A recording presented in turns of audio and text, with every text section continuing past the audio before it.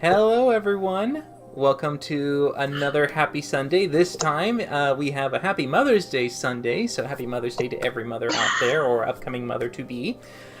We, of course, are spending the last segment of our Mother's Day here in the D&D campaign known as Ages Past in the world of Forlorn with our lovely crew of playable characters here.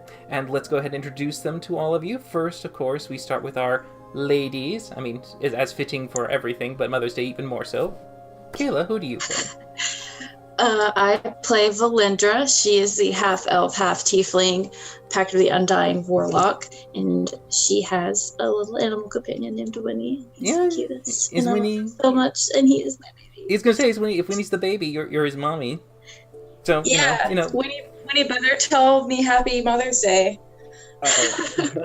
I mean, I think he always dead at the moment. Yeah, it's unconditional love 24/7 with pets. But yes. And of course, second on the lineup, we have our across the seas British friend living here in the States, Scott. Who do you play? Hello, I'm Scott, and I play Varkesh Stormcaller, the Dragonborn Forge Cleric. Yes, and a big, broad, brutish man at that. Well, Dragonborn, of course. And Cody. Yes. Yes. Cody, who do you play? The most lovely of the adventures, of course. Rook Belfry, the Tiefling Tenkuro. I'll make sure to edit that as a peacock tiefling, not a raven tiefling. So we'll get that in there. Won't even fight it, it makes sense. But yeah, and of course, last but not least, Connor, who are you playing? I am playing Smoky Cloud, the half Tabaxi, half Fire Ganassi Abjuration Wizard. Yeah, I bet you haven't heard that one in a while for anyone else who's played D&D, but yeah. That is our mix of players here, each of which I think has a lovely little fitting character in this party to play, with a mixture of half-breed races, every single one of them, taking advantage of that new homebrew rule, which you can check out on the Twitter.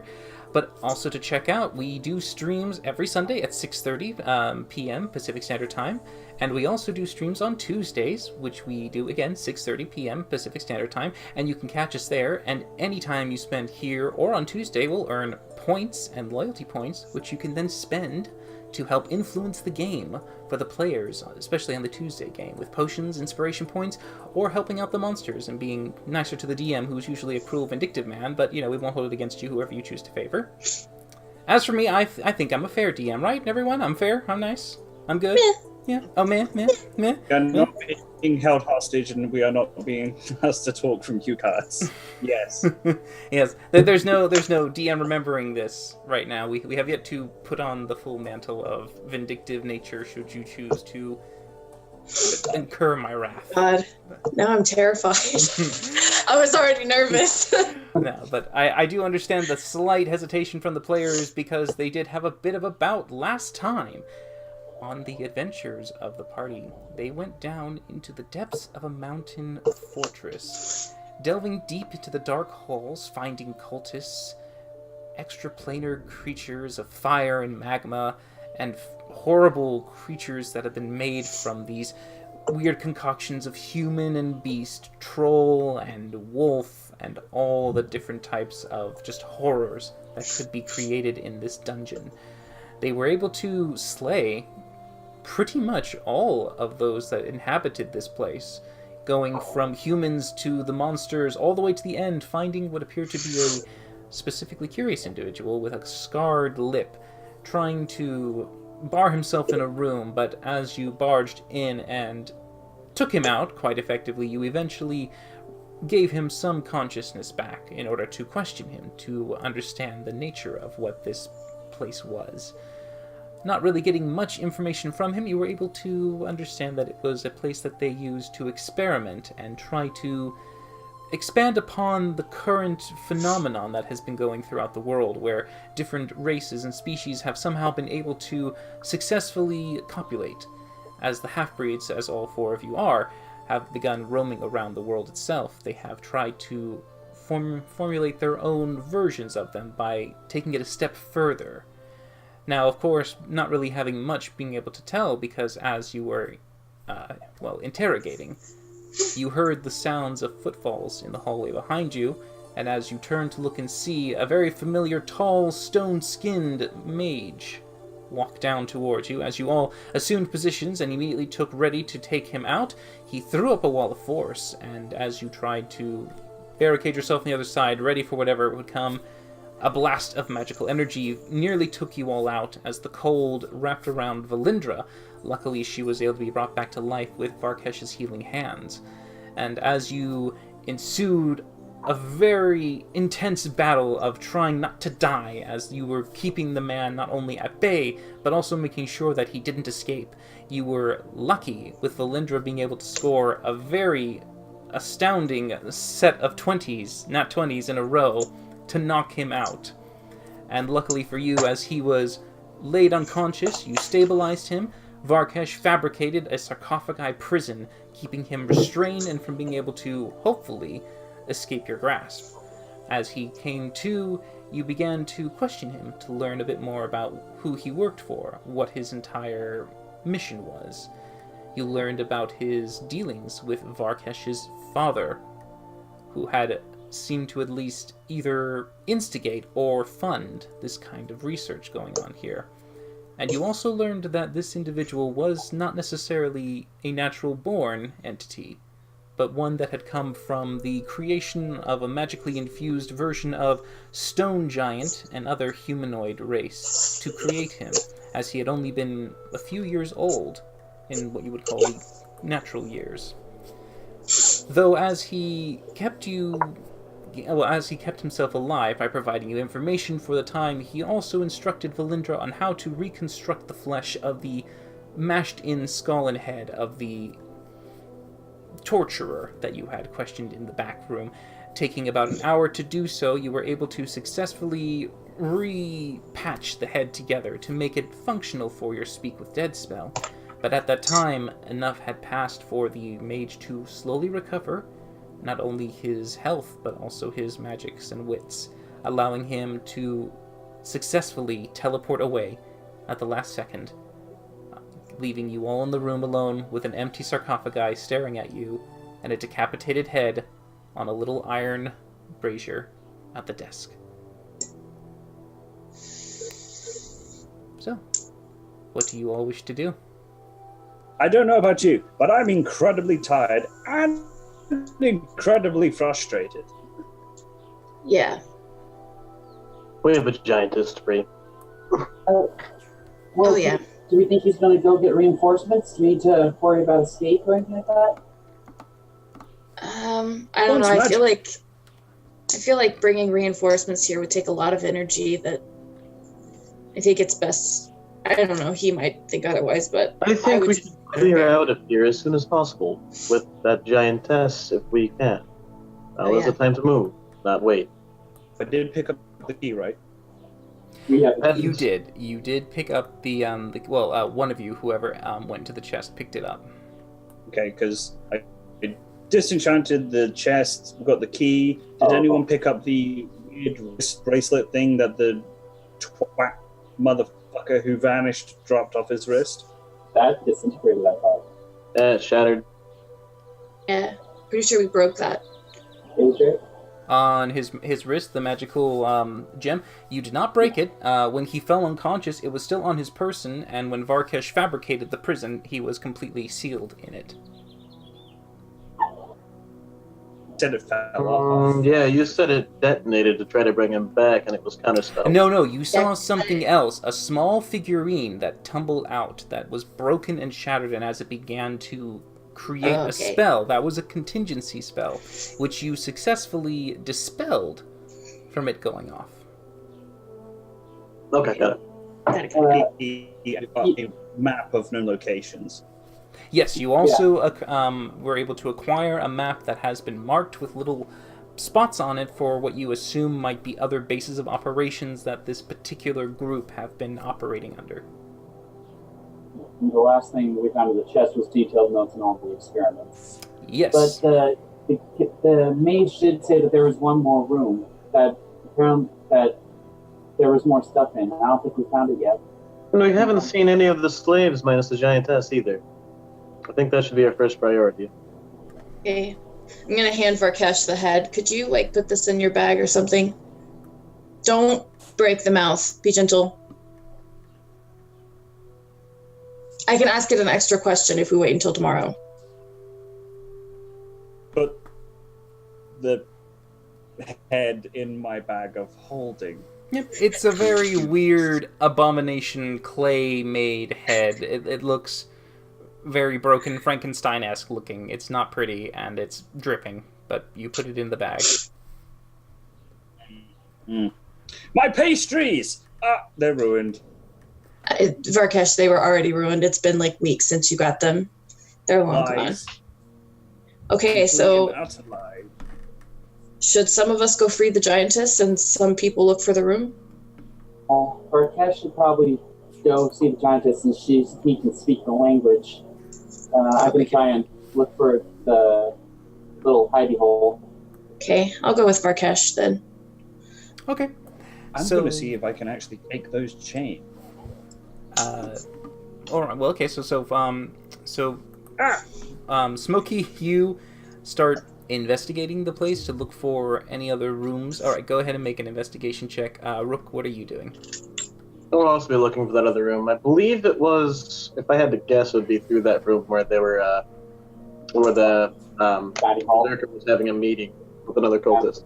Okay, so yeah, you go ahead and make an investigation check. Both of you independently, as you scour around the place. I do believe you have an eye for detail, so you get advantage as a investigative rogue. Okay, so both of you, as Valindra and Varkesh, head out towards the entrance of this place. You do see that in the kitchen that there is just what appears to be a pantry, a place that looks to have some food storage, mostly that has been freshly used recently, some water for cleaning as well as for drinking, and a few pieces of meat that are a bit more fresh and made that were probably being ready to be prepared. Nothing in the room specifically for you that you could assume would be a way to lead into another place. However, with your investigation check, as you exit the hall, you do pause for a moment and you notice that there's a familiar set of runes etched into the wall straight across from where you are at. Like, literally, when you exit the door, instead of looking left and right down the hallway, when you stare straight at the wall in front of you, you see, opposite on the end, a trace of these runes just etched into the wall. Yep, straight ahead of you. Yeah. I'm gonna go ahead and guess that I pull out that scrap piece of paper that gave us the keys to the first 3 doors, and it's not gonna be on this one. You don't see a matching Well, let's have a look and see if I can determine anything. Alright. I'd like to look it over and see if I can spot any patterns similar to what we had seen on the previous doors. From your previous investigation of the runes and being able to understand how they work and operate, you do understand the nature of how to open the door with them. The order and sequence of this one, you don't know off the top of your head, but you could try and suss it out. You can use Smokey's help, or Smokey can use your help, either or. You are at least savvy enough to know how to do it. But as to the correct one, you have to make another check. Yeah, so either of you can make an Arcana check with advantage. Smokey for sure. I'll give you advantage there. Yeah. Arcana! Okay. Alright, so you begin the slow, methodical process of tracing out the runes. Oh, I was just gonna try and look at it. Because I would, if anything, I would have Valindra use her mage hand to try and activate it instead of, because I just got blown up before with this thing. That's true. Okay, so you get in the mid process of doing this and going, wait a minute, kind of just hesitating a bit, and then you just start to kind of analyze. You don't get much from it with your Arcana check. It just looks complex, similar to the difficulty of the door that you had before. Without a solid guide, it might be tricky. But as you begin to ponder and peer at this rune, Varkesh and Valindra, you return to the cave at the entrance of this mountain that you were able to first step your foot in, and find chained to the wall the very familiar female stone giant that has been chained up against the rocky surface, the manacles still shackling on her hands, keeping them fisted and hanging above her head in the darkness. But you do approach, and she does see you. As she looks up, she just stares at you for a moment. We are back, big boob chained lady. we met the This is in Giant, I'm assuming. asshole. Yes, this is clearly in Giant. Okay. We met Fuck Nuggets, and he ran again, I'm afraid. We tried to ask him questions, and he totally bitched out. But we're back, and we have the key. Though, withstanding your vocabulary, at the very last sentence, she does look surprised, and she looks around trying to see if she can spot the key that you are referring to. Please tell me this is the right key. I mean, do you hold it up? Ding! There you go. It's a pen, but it's representative of the key. Once you reveal that key, she does immediately recognize it, and her eyes widen as she just looks down at you and goes, That's the key. Release me, small blue one." Would you say that she looks very keen on it? You know, I just looked at Valindra and go, she actually called me small. I don't know how I feel about this. Well, I mean, to her, you are small, so... This is true. So I am not going to take offense to this. I'm going to go over to the manacles and I'm going to start unlocking them. Like, Okay. do I have to, like, clamber up You over do. or some shit? You Okay. do. With an awkward grace. Brace your bosoms. I'm going to need to use them as a stepping stone to get to these manacles. I'm not getting fresh. That's so weird.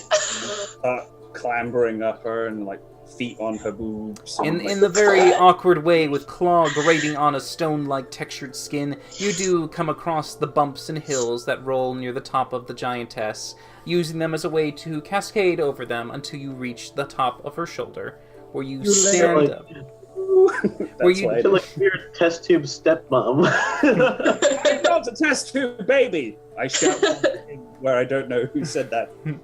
But you do eventually come to her shoulder, and at that point you're able to reach the manacles that are up on top of her head, and you slowly insert the key, and you hear a satisfying... And each time you unlock the manacles, you notice that there's a slight... a very small aura of magic that... almost kind of like... It was there, and it was unseen, but then now once the key unlocks it, you just feel this, like, dispersion of dust just kind of fall off. Really, really giddy, knowing that I'm going to be stealing the shit out of these adamantine manacles. But as you do unlock them, she does bring her hands down and immediately starts to rub them. Make a perception check, both of you. She ain't gonna shove me in her cleavage and then try and run away with me, is she? I mean, I'm not gonna complain, but... That's what it says to you first. I'm sure she'll give you back. Don't worry. Okay. 14 for Valindra and Varkesh. It's doing the thing. The thing, yes. Alright, 18. so Valindra, you might notice this a little later than Varkesh, but you would eventually twig onto it. Varkesh, as she takes her hands and starts rubbing them, her left hand only has 4 fingers on it. You notice that a pinky is missing.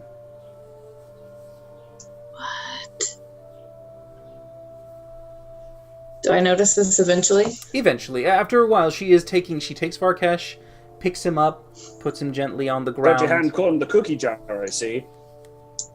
Well, as she's holding you, she's not sure what you mean, but she just kind of... Not very familiar with the colloquialism, she just puts you down. But she does put you down, and you do eventually, as he's dropped closer to you, Valindra, you do see that last trailing of a hand missing a pinky. Varkesh, can you hear if that's how he... Yeah, no, I know, I totally understand and I see. Excuse me, big giant lady. Did he diddle away your fingers to make asshole fuck nuggets who vanished, who you don't like, who I got the key from? You see her look down at her hand, and then she kind of closes it into a fist and looking back at you. I know not why they decided to cut that finger off, but I assume it was for that nefarious purpose you speak of. I'm sorry. That's it, Giant. I'm sorry. She just gives a nod. Valindra, Yeah. can we borrow your magical hand for a second? Yes. Okay. Cash Mm. said that the dad was a warlock. Could you ask her about, any information she might know about that? Because if we know who he's serving, we might be able to find out a little bit more information about his plans, whatever the head can't tell us. Sure, I can do Okay. that. I'm going to go help them. Yell if you need help. Your voice Oh, carries. yeah. I'm sure you'll be fine. This is true. All right, and I'll go off to help them. Okay. Alright, so you scurry off as Farkesh, you're left alone with the giantess, who is beginning to slowly stand and stretch some of the muscles that seem to have been locked into place for so many years. You can see that the body isn't too keen on wanting to get out of this rigid pose, but she's starting to slowly, relax her muscles, break the tension.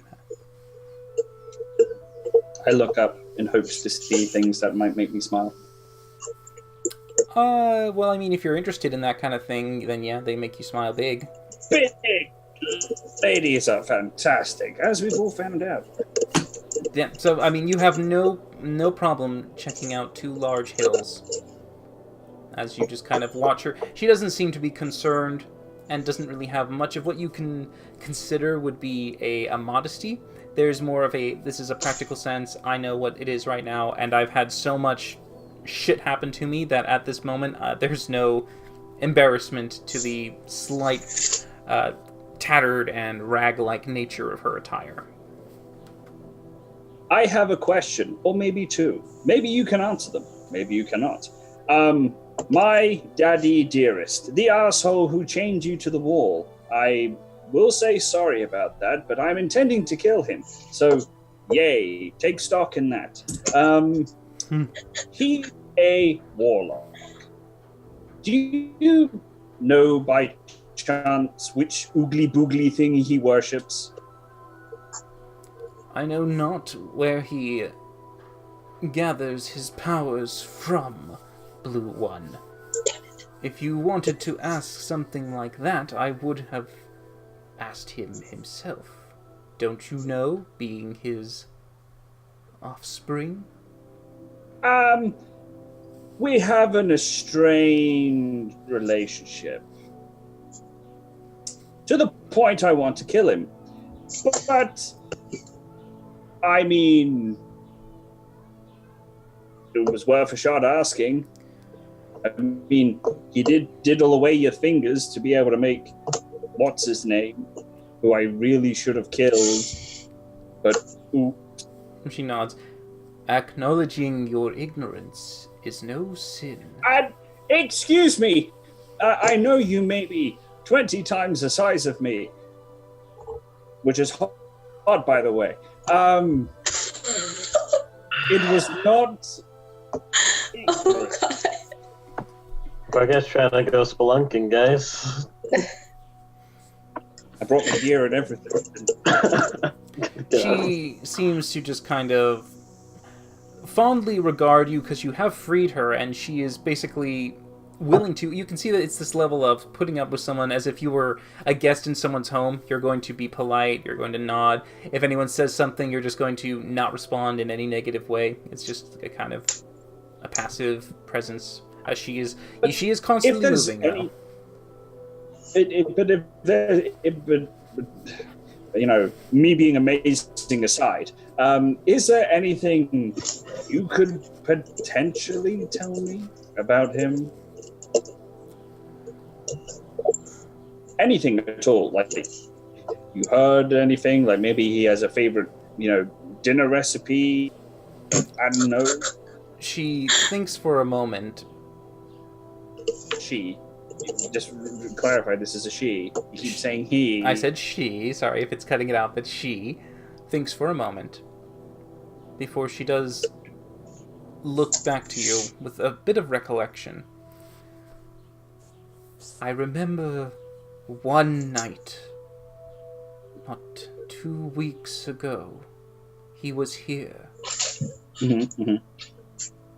He was examining the facilities. I remember him talking with my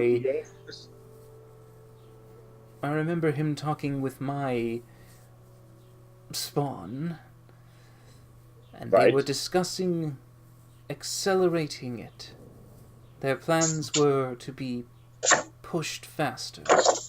I don't know their due dates or any other time, but they Marcus is seemed brain pressed. the wrong words and putting the wrong things together. So there's something going on. They want to accelerate whatever nefarious deeds they are doing. He seemed pressed for time. Right. Anything else? They don't stop by to say hello to me. Well, it's understandable.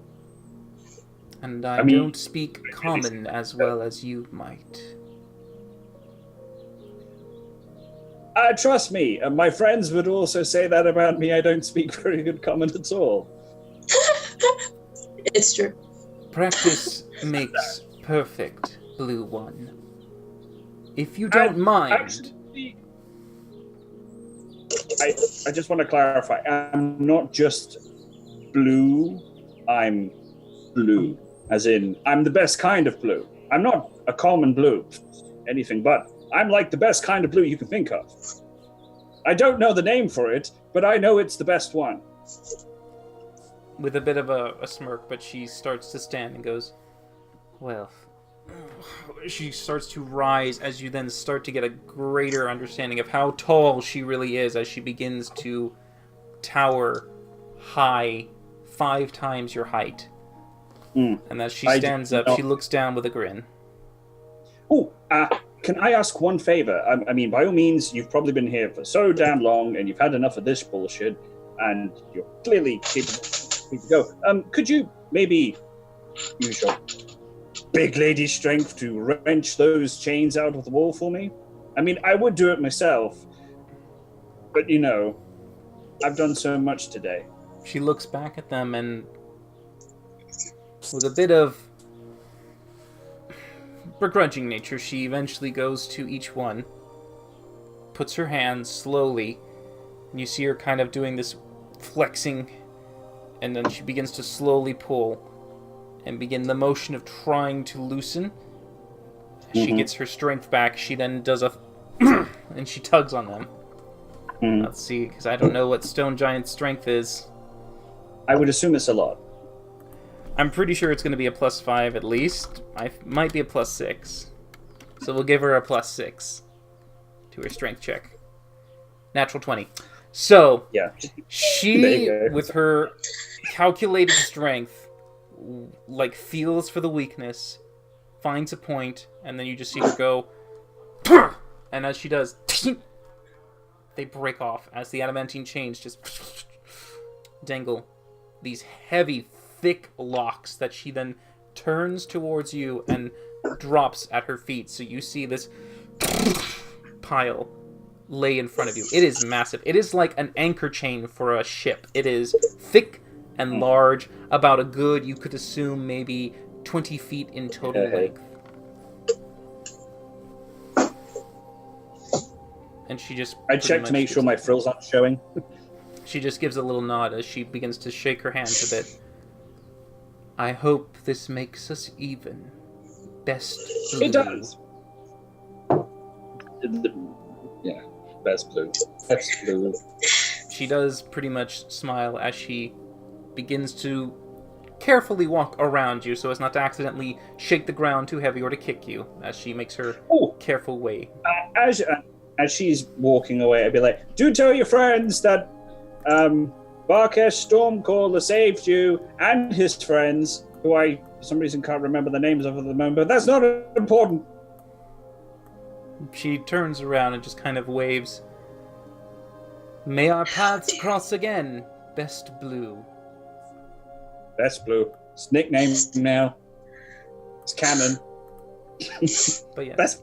You are but none of us know that. You are left with a pile of adamantine chain at your feet as we go back to Rook looking intensely at a door and eventually having Smokey come back from the search for Valindra, successful in finding her as he has now just hauled her into the hallway.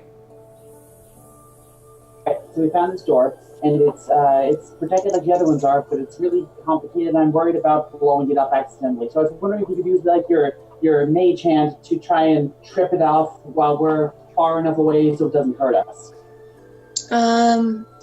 Yeah, I can try that. Can I inspect the runes as well? Well, I'll ask Smokey first. Okay, so what order do they go in? And I want to inspect them too to see if I can figure out if he's like double checking him, basically. Sure. Whoever wants to, what you would say, begin the process of, saying do this first, do this second. Make your Arcana check with advantage, as you'll then try to start it off with your mage hand. If you'll let. No. Okay, so Valindra, I shouldn't have rolled. you think you know how to do it, as you just kind of like you're controlling the mage hand, so you just kind of like let Smokey do his backseat assistance. You're just like, yeah, it's fine. You send the mage hand forward as it begins to start the trace. You notice the mage hand can't activate the runes. The magical force touching it does not seem to ignite the trail of light that you are familiar with when the rune is traced. Well, I don't think I can mage hand this, but I can go forward and sort of trace it myself. You look a little rough. Well, how are you looking? I'm fabulous as always. No, I'm not. I'm not in the best of shape, but I do have a health potion I can drink real quick. I think I stand the best chance of avoiding it should it go off. Do we know if you can activate the runes? Because I don't see what I couldn't. The whole force of nothing but magic there failed to activate it. I wasn't able to interact with it before. That's true. Okay. All right. Stand back. So, Rook, you begin. Is anyone going to help him? I will try. Yeah, I'll try to help him. I'll peek in and say, "Okay, so this one, this one, this one, this one." Okay, so I'll try to help as well, but... Alright, that's fine. So you both basically are poking heads around the corner, trying to guide him as effectively as you can. So, Rook, make your Arcana check with advantage. Alright, be a party. Okay. 11, I like it. You begin the trace. As you start to go around, you make the first circle, the second, the third. As you get to the third, you notice that you did something wrong, as it just starts to it kind of warps, and then the magic just quickly erases and returns back. I need you, Smokey, and Valindra to make dexterity saving throws.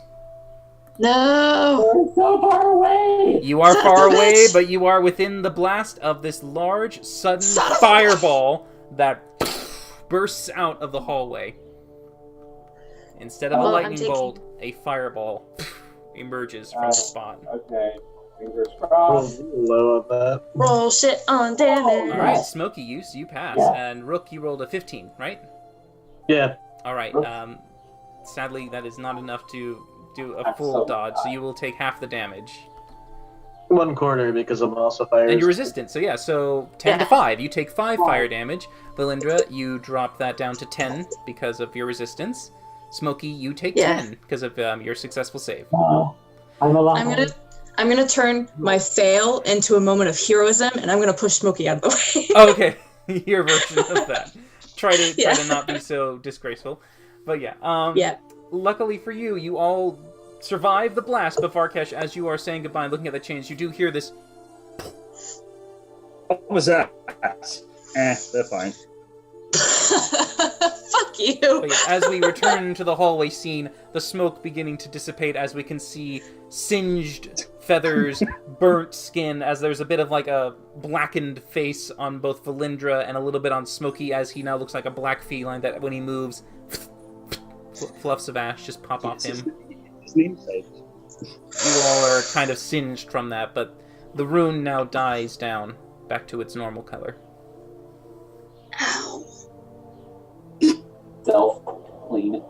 Yeah, prestidigitation as puffs come off. Oh, that went well. Rook, did you see if did it change at all? Do you think it's still active, or? Rook kind of stands back up a little bit from where he had been leaning against the wall and looks at it and tries to discern if it's still up and running. The rune is still there. It looks like you weren't successful in completing its tracing. So when you reached a point, it just went and reversed, and all the energy that it was starting to build up to press through backfired back at you. The rune is still active, but it doesn't appear to have worked, obviously. I mean, if I have a healing potion I could drink, but I don't think I want to risk another one of those fireballs. I don't think I could take it. We're not in good shape either, but I don't think this is something that we should leave unexplored. No, definitely not. I'm going to pass Smokey a healing potion, and I'm going to take one as well, because I think I bought 3 for our group, right? You have your purchased ones. They're the ones that you found in the storage room beneath here, which was one to Rook, one to Smokey, I believe. Yeah. Let's see. I have 2 potions of healing myself. You all can choose to drink anything you like. You can take short rests if you want. You can have Varkesh the cleric heal you. Yeah, I'm going to call over Varkesh. I'll send a message to where the stone giant was, and I'll say, Varkesh, something exploded. We need help. Who said? Smokey, are you dead? Almost. Just in case you think I'm dead, no. This is just a spell. Ah, right. Wait, what happened? I heard a pop.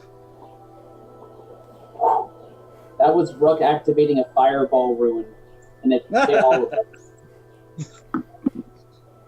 Do you need assistance?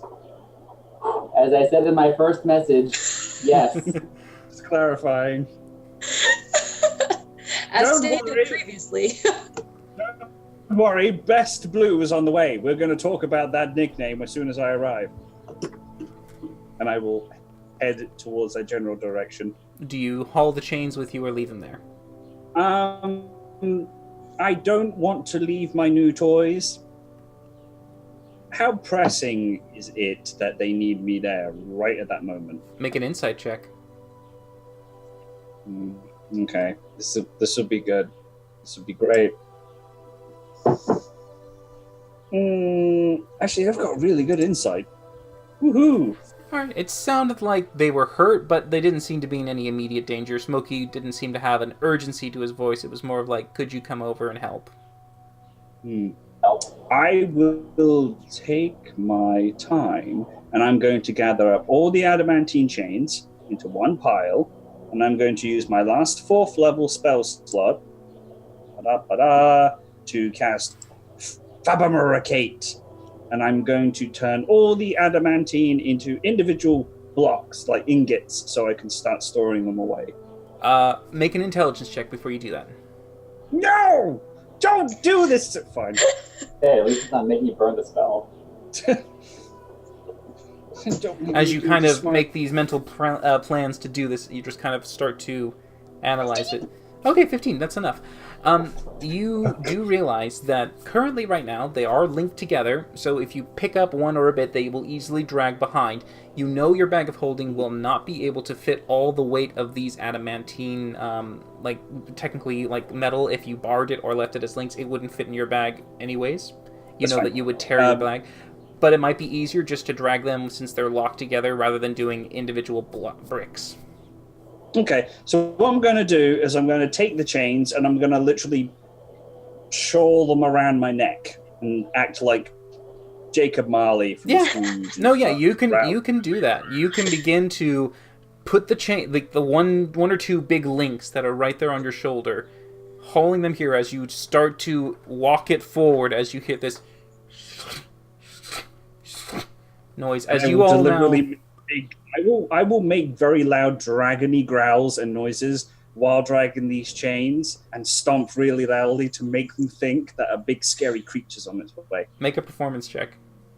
Ooh, let's hope this goes well and I don't make a tit of myself. I've only got one performance. 12. Alright, you three make a wisdom saving throw. Your DC is 12. Oh, Lord. Smokey believes. Can I make an insight instead? You can make you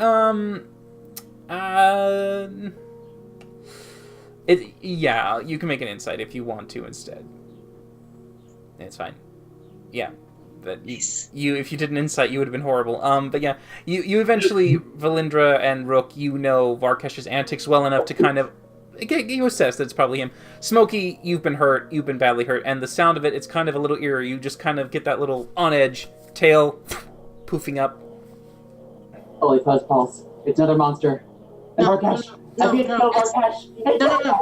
No, Smokey, it's okay. It is Varkesh. He's messing with us. Expect the first ghost when the bell tolls one. Oh, you already know. That's his voice. You do see him eventually coming around the corner as he appears at the end of the hall. You see him dragging the chain, making the noise. Hi, I'm here. What's the problem? By the way, you're calling me Perfect Blue from now on. That's not happening. So look, we're all pretty banged up. Do you mean Best Blue? Best Blue, that's it. He upgraded himself. Could you? Have any healing left in? Yeah. Oh, my little diddum children, all gather around for a big hug, and Big Daddy Varkesh will heal you all up nice and good. Come on, gather around. No, I don't. Come on. Can we do it without hugging though? Like, can you? I'm not planning on hugging. I'm planning to use magical hugs. Okay, that's fine, I guess. I lie and I pull them in for a hug. But you do begin your casting as you get them all within range to bless them with what you wish to do. I will first do Beacon of Hope. Oh, okay. So you start with a Beacon of Hope. And I will do... I'm just going to click it first. There we go. Beacon of Hope. Who's the most fucked up right about now? I think. You have 3 hit points. Between me and... I'm at 4. Oh, I've got 18.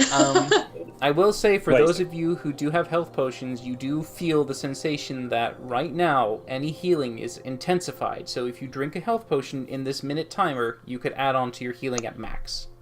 Okay, I was... already got that from Winnie, and I've already used my health potions. Yeah, Valindra always heals at max because Winnie's nearby, if Winnie is nearby. Yeah, so you don't ever have to roll for your healing. Okay, I'm up to 23 then. Okay, so who still needs healing? Rook, definitely. Alright, I will... Because obviously I rolled the intelligence check, I don't need to use Fabricate, so I will use a Cure Wounds at level 4. Okay. On Rook. Alright, a level 4 will be quite... That's intense. That's, Thank God I had Beacon of Hope. Fucking Jesus. That's like 36 health points? Yes, indeed. Valindra has now what? I took a healing potion earlier, so I'm at 22 now. Okay. And you made sure your healing potion was maxed? Yeah. Yeah, good. Okay, I will then Cure Wounds Valindra for my last level 2. Nice. Okay, which is another 20. So and Smokey, I will use my last 2 level 1s to Cure Wounds him. And that's right. Twice. So that's going to be 8 plus 4, 12, doubled 24. You heal for another 24. Nice. But yes, each of you within the span of a minute quickly go through this healing process of Cure Wounds and chugging health potions, restoring your vigor back to a better standard. I rattle the chains and go, look what I've got! I'm going to make so much amazing shit out of this stuff. Wow. I mean, right? Yeah, it's the chains that were holding the lady. I just talk like game show host kind of hand gesture over it. It's like, oh, this is adamantine. This stuff is amazing. Oh. Putting Vanna White to shame, you see him display the chains for all of you to admire. It is a very strong, sturdy metal. Most of you have come across adamantine before to know what its properties are. It resists any armor made of this material, makes natural 20s, no longer crit you. And if you use this as a melee weapon, it is able to do full damage to constructs, and it does double, I believe, to objects made of any kind of material. How much do you think you'll be able to make with it? No, I can make a lot. I'm just gonna make a lot. Okay. Like, these were chains to hold down a giant. So these are big chains. The chains are about a little under 20 feet in length. Each chain being about, if you can give an idea for relative perspective for our version in real life, you would imagine each chain's perimeter is like a shoebox. So it's like that.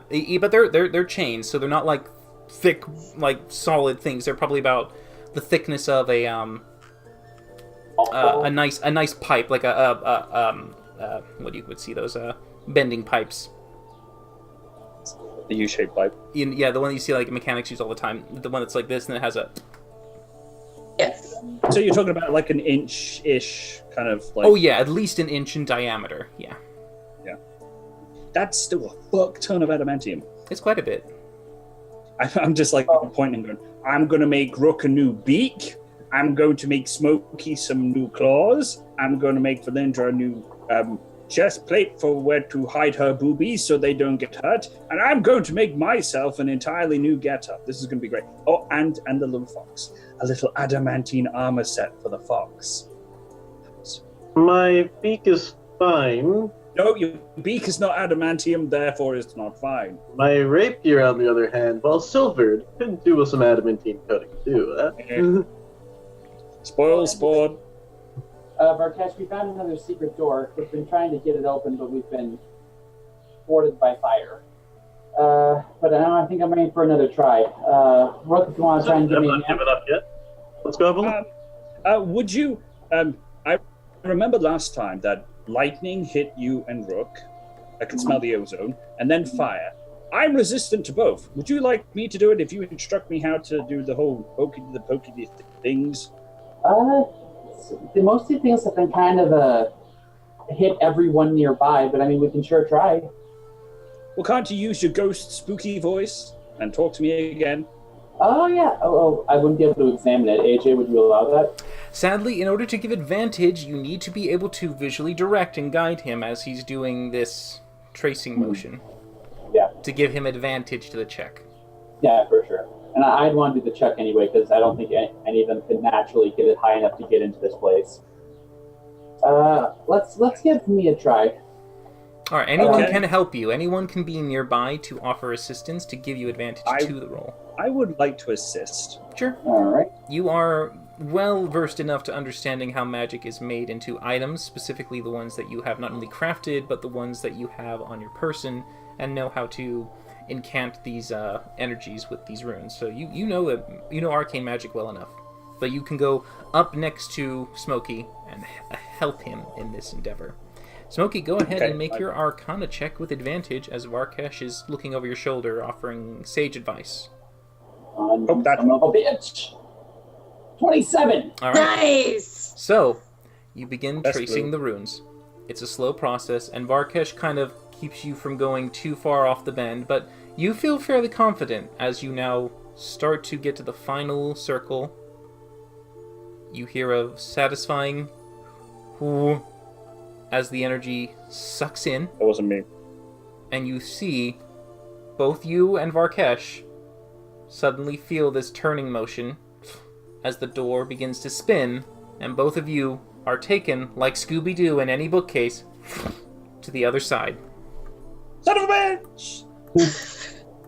Put the candle back. So, for Valindra and Rook, you notice that suddenly, as they're standing there, the door and the floor swirl them in. I lean down to Smokey and I pat him on the shoulder and just go, I forgot to say this. After healing everyone, I now have no magical abilities left. Yeah, I have almost nothing myself, so we're in the same boat. So you two, you enter a room that is littered with candles, each circling around what appears to be a very odd kind of rune-esque kind of depiction on the ground that seems to be made of what looks to be smeared blood, entrails. It's a mixture of some organic residue that has been made to create this pattern. You see that in the center of it, there looks to be almost kind of like explosive shadows that have been stained onto the ground. You can see the cascade of ash that has been forever embedded into the floor, as you can see the silhouettes of what might have once stood or lain here in the circle. You can see outlines of humans. You can see weird shapes that look to be of arms, legs, other bits that might have once inhabited the circle but have now either been blasted so much that they have now etched themselves as a permanent mark on the stonework, or have disintegrated enough that they have been almost tattooed into the ground. They are there. And as you look around the room, you can see, off to the corner, there is a wooden door. Just there. Closed. As soon as I see this whole setup, I will mom arm Arkesh on his breastplate. Don't move. Just occurred to me that this guy kind of wanted us to find this place, and maybe being in here, just the two of us, is not a good idea. But there's a door over there, and I need to open it. No, all I'm saying is we get the other two with us before we move on. Very well. Do I still have my chains, by the way? Because I'd be pissed off if I lost them. Well, your chains would still either be in the room behind you if you left them in a safe spot.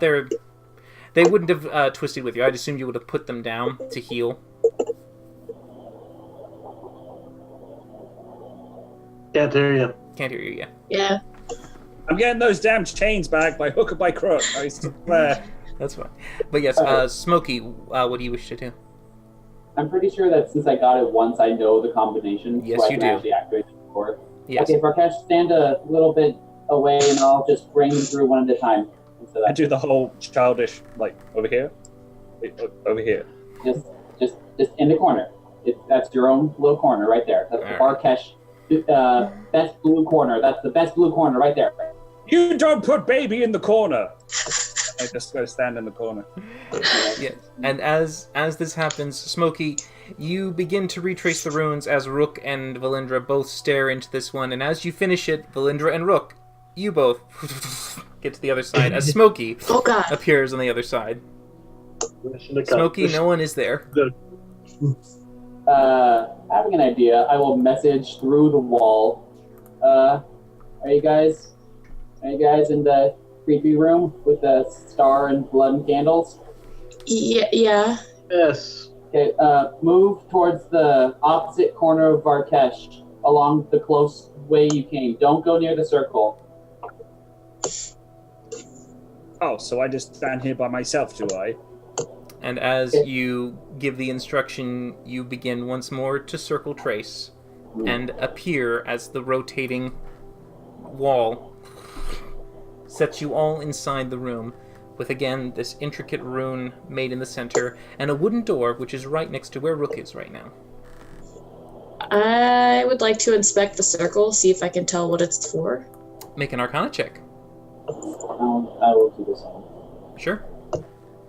I'd like to spend some time looking over the wooden door, see if it's trapped or locked or anything like that. Investigation check with advantage because you are steady-eyeing. Valindra and Smokey, neither of you know exactly the nature of the circle. It doesn't have any specific patterns you can recognize. Smokey, you think you might see some transmutation, maybe, but the rest of it is just too chaotic to really discern for yourself. The door seems plain. There's no trap or wire around it, and it does not appear to be locked. Guys, this is our chance to get Ed's mom. Can I come out of the corner now, please?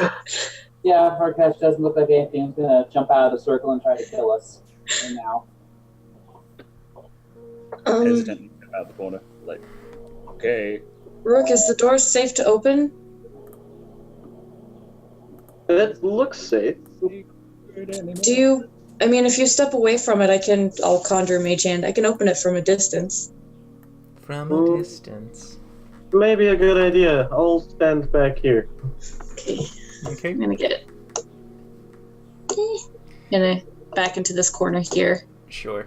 As you give yourself max distance. Yeah, and Winnie is on the other side of the door. Of the wall that you spun around? Yeah, of the wall. Okay, all right. He's in the previous protected. hall. Yes. All right. So you You send And I your use Mage Hand. You send your mage hand forward as the glowing force reaches the door, lifts the latch, and you hear the as the door pulls open.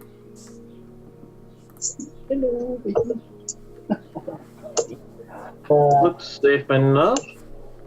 Peek my head around the corner. All right. As you both peer inside, you see what appears to be a selection of. You could assume they could be caskets or sarcophagi or coffins to some degree.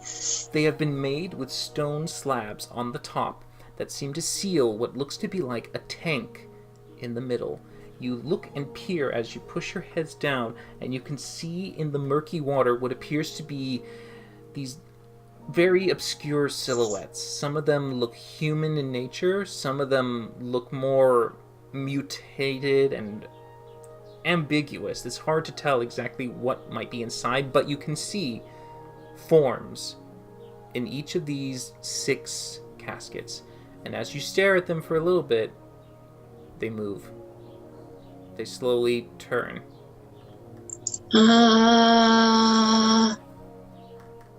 I think we found where they were combining things. I mean, I would like to look over the closest casket for any sigils or anything that could be used to open it. I want to flip through the notebook and see if I can find like where in the process these things are baking. Like, are they almost done or? Sure. Go ahead and just make a go ahead and make an intelligence check to see how fast you can summarize and do that kind of quick read. Rook, you are looking for anything. They look like they could just be opened with ease. It's almost as if similar to any coffin or casket in a mausoleum, you just push the stone off to open it. Valindra, you eventually start skimming through the notes, looking through any kind of highlights. You stop at a page, and you do see what appears to be a moment that looks to be incubation. From there, you do see that it starts to record, and it has what looks to be records of times and how long each one takes. You can see that it ranges from anywhere from a few days to a week. Some depending on what is being formed or created and mixed together. You can see that the troll that you had faced was mentioned in there, as the creations of human and troll limbs were all put together to form this creature. That took about 2 weeks. But you do notice that they mark the wolf hybrids. They only took a week to form. You get the sense that some of these things in here could come out sooner than the others, but at the moment you don't know when they started. Is there any indication as to what happens if you interrupt the process? Like, will they just die? Like, if you take them out too soon? From what you can see in there, if the process is disturbed, the resulting entity ends in a failure, typically. I think we should destroy these tanks. Whatever's inside them, I don't think they're quite finished yet, but if we leave them in there, they might be. Of course, it should just be the people as well. Varkesh, you just run in. To begin with. Face smashing everything. Oh, we're blocking the door right now. Actually, you're not, because I'm 8 foot, 600 pounds freight training through that door. So you also, are you're either gonna run me over. That would be an athletics check contesting with all of you, so go ahead and just make an athletics check as Varkesh begins his training through. Smokey's just dodging. 15, 14, alright, and then Varkesh? 24. So as you try to stand your ground, immediately he just goes through, and as you said, we need to break these. Varkesh takes no hesitation and begins to through each of them, shattering the glass on the side. As you can see, this disgusting vile liquid comes out and begins to saturate the floor. Working 9 till 5, smash. Varkesh and Rook, I need you both to make Constitution saving throws for me, as you are now in this vile puddle. Constipation saving throws. Oh no. Okay. Oh god. Varkesh, you are fine. It doesn't seem to bother you. Rook, considering the fact that you have been previously feeling a little off, you are poisoned at this moment. God damn it. Piss on. Varkesh! Yes. You... Just because this is personal and just because you're pissed off, you can't just run in and smash things. We were still looking at stuff. You told me, you said this. I said I think we should probably smash them. We hadn't decided yet. You know better. When you say stuff needs to be Varkesh makes the happen, or makes the go away. And I just did. Oh, Rook, you don't look too Well, good. Rook is literally vomiting right outside the door right now. Rook looks to be a little bit green around the feathers. I hold back his head feathers. Okay, well, can you do something? Thank you, Smokey. Prestidigitation away The vomit. Yeah. I mean, what did you want me to do? I've already smashed the living crap out of this place. Not in there, Rook. I already... Actually, I wouldn't have told you that. I mean, I step out of the Saturday night residue, and I go, I have no abilities left to help anyone. That last fake healing bout I just did, completely done. Oh, this is fine. I look over here. I see sort of like a raised dais or platform. Is there anything of interest up there? You do see against the wall what appears to be a standing area that looks to have been the spot for whoever is in charge of casting the ritual would probably assume their position would be there in the room. Okay, they don't see like a bookcase or... No bookcase, no. You just see what appears to be like a segment of the room that looks just to be a slightly bit higher than the rest, where someone would be in charge of the actual ritual. Okay. I think this is all that was left there to see. I mean, I wish I could get a better... Anyone have any ideas for trying to memorize this circle? I mean, if you'll let me, can I try like an intelligence check to see how well my memory... I want to try to memorize this. I have a quill, some ink, and some paper if you need to make a copy of it, but can we please hurry? I don't want to be here when they send reinforcements. Yeah, Markesh has already made decisions for us as to the rest of this. Yeah, actually, I'll take out my spell book and I'll start sketching. I'm You can flipping copy through to the study for journal. later. Yeah, you do your best to try. Very similar to a person who sees a foreign language or something that you have not necessarily understood fully. You start to copy as best you can, trying to match the characters and symbols and the lines that are linked to each of these segments of the circle as best you can. Make for me, both of you, an Arcana check. Varkesh, in the meantime, is going to go back in the smashy room and actually investigate to see if there's anything cool that he can take. I think Alright, go Smokey... ahead.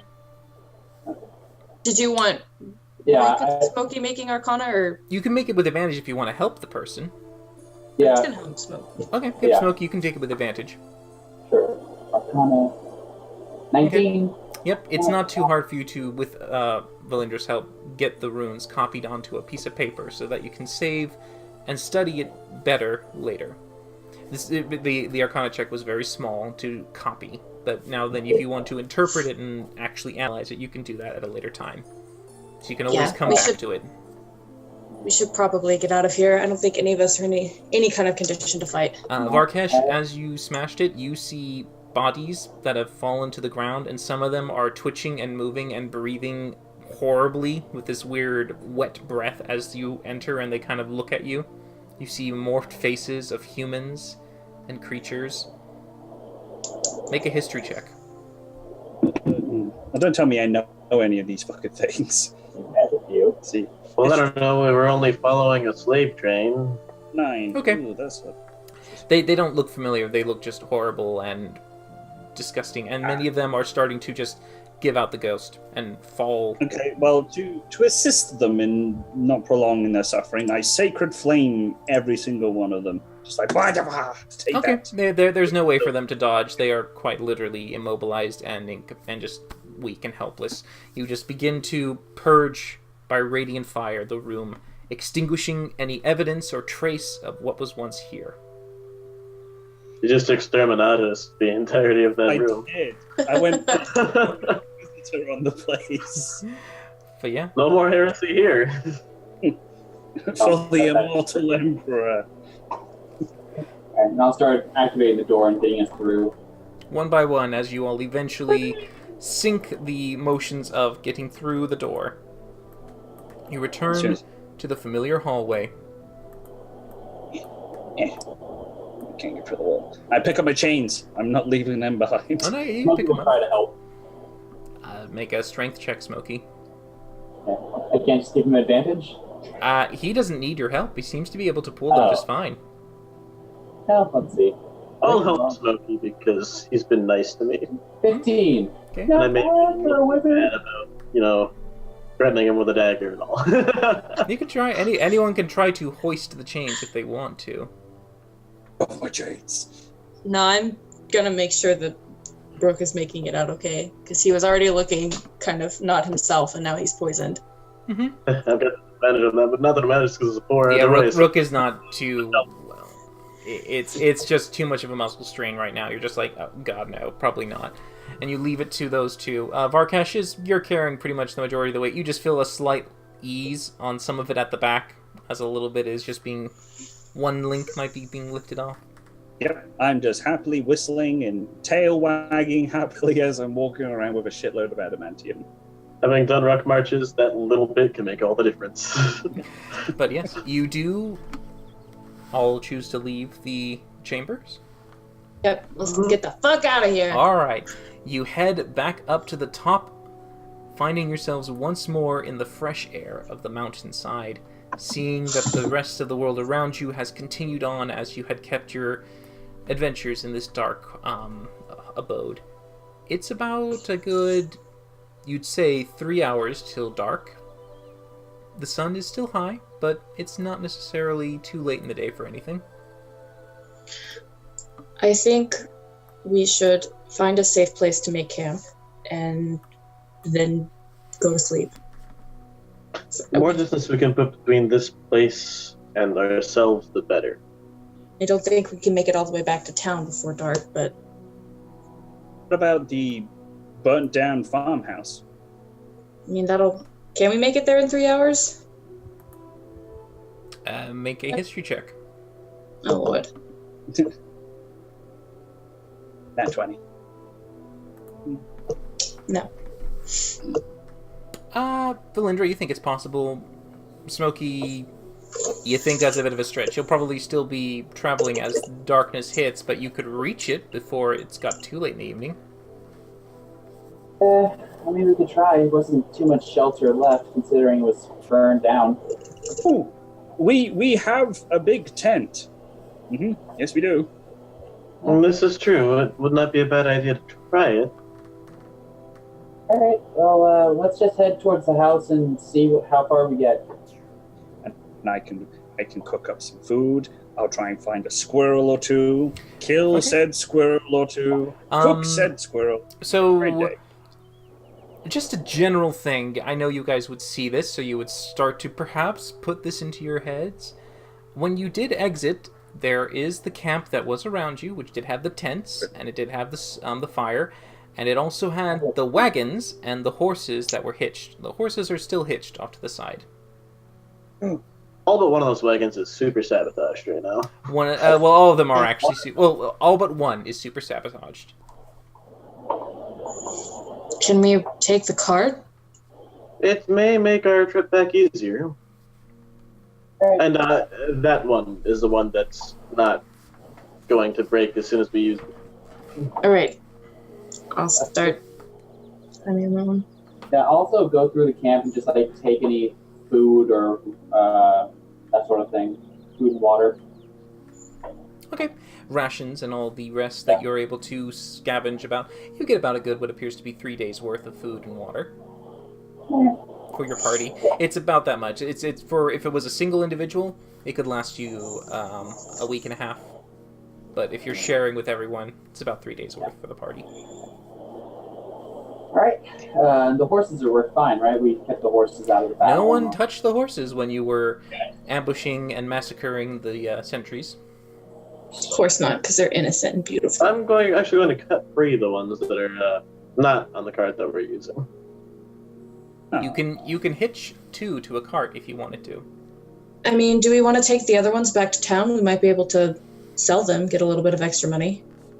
Probably stolen.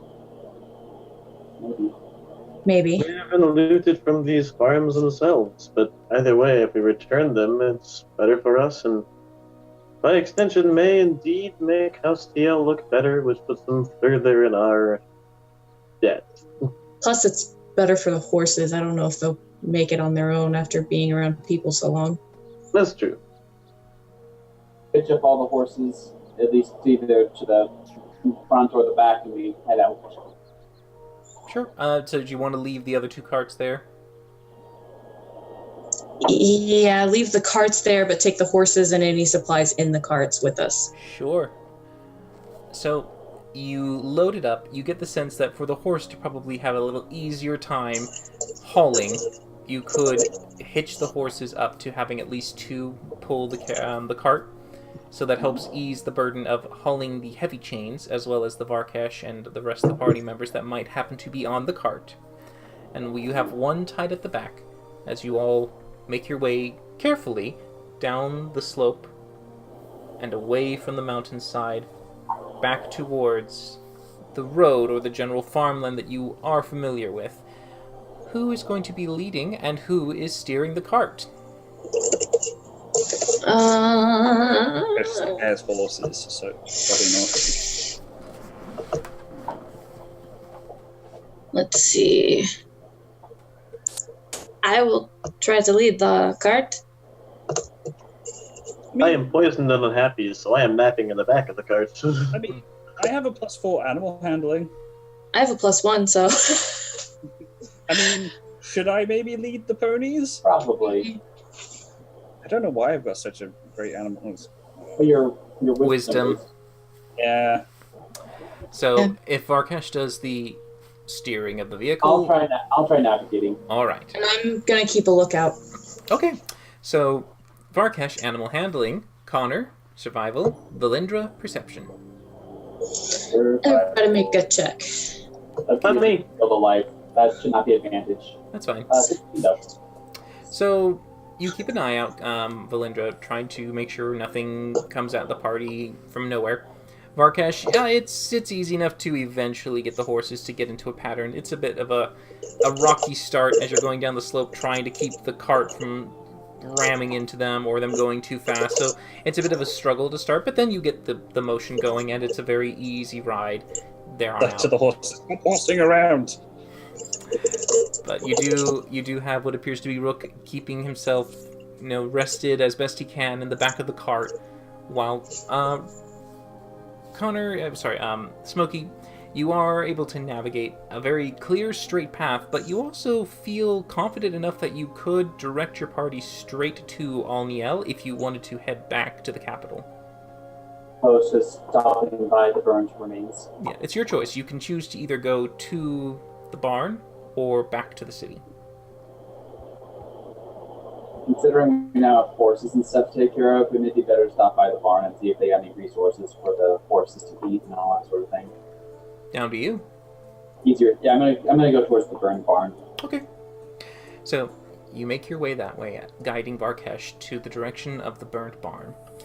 You travel for a good 3 hours before you see the sun begin to set. It just puts you all into darkness as you continue your way towards the barn. You travel again for another 2 hours or so at night before you do eventually get to the destination that you are trying to find. Smokey, you should be able to see it somewhere nearby. Valindra is unable to spot it. She's looking around, trying to see any break in the horizon to show the shadow of the barn, but she's not seeing it. It's got to be here somewhere, but...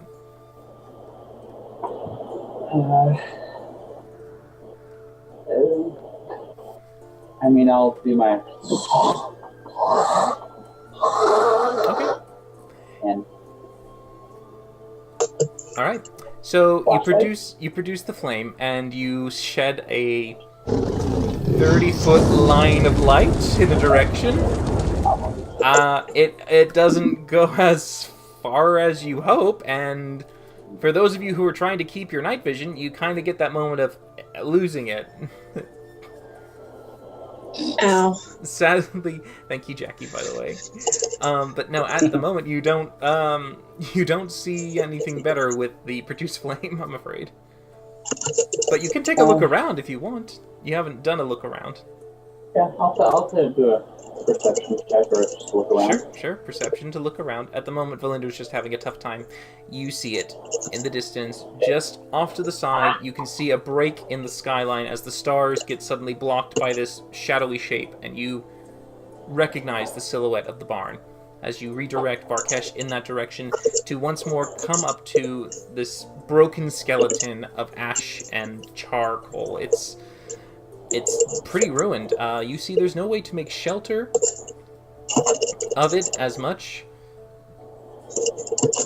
and most of the foods seem to have either been taken and were put into the base that you went to, or were also burned in the process.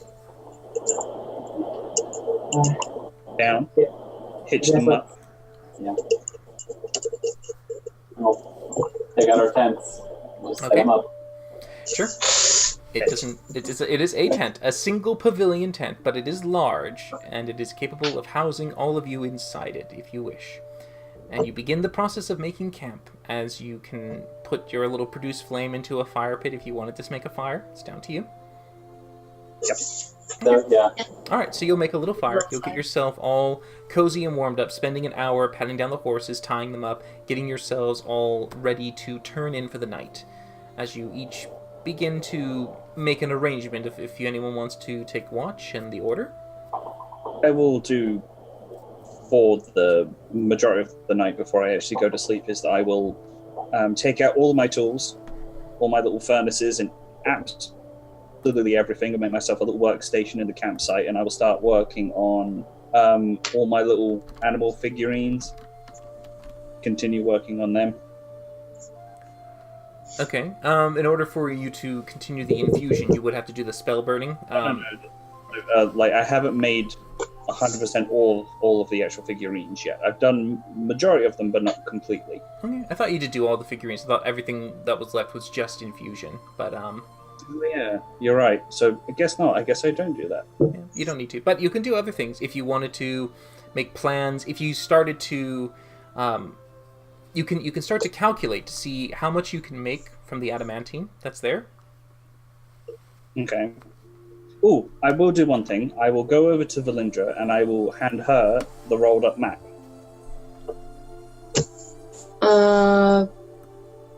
Thank you.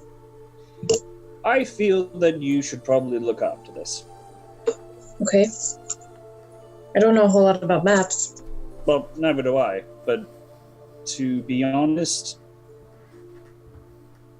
we're dealing with warlocks, and I feel that in the future, if there's any warlockian type things, or if the map has some secrets to it, then you might probably be the best person to deduce it. Maybe. You might want Smokey to take a look at it as well. I think he's pretty good at, looking past. Honestly, I don't know a whole lot about magic. Wait, what? Yeah. I don't actually understand how I do what I do. It's just it's just kind of like I knew how to do it, but I don't really understand how it works very well. So I think Smokey might actually be able to take a little bit of a better look at it. Well, take it anyway, and then you can discuss it with Smokey and Rook at your leisure. Yeah. We'll have another study session. And then I will go and try and do my whole deducing. Sure. And by the way, did you all choose the order as to the who's taking what first? Like, Varkesh is staying up, so we might as well have him take the first watch. Yeah. Well, there's still a little bit of daylight, and I'll take second. There is no daylight left. It is dark. Oh, just kidding. Well, it's better for the person who's useless at night to do it earlier than later. Yeah. I'll take the second watch. Okay. 3-part watch?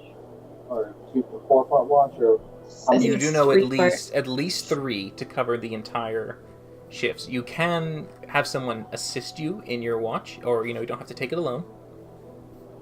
I don't think Rook should watch tonight. I'll take the last watch. Okay. All right. So Varkesh, before we go to bed, though, I did want to offer to Rook. So I know you said you were having some problem sleeping, and the other night I couldn't help but notice that you the whatever dream you were having seemed to disturb you. Do you want me to cast that spell on you again to like help you pass out, kind of like I did before?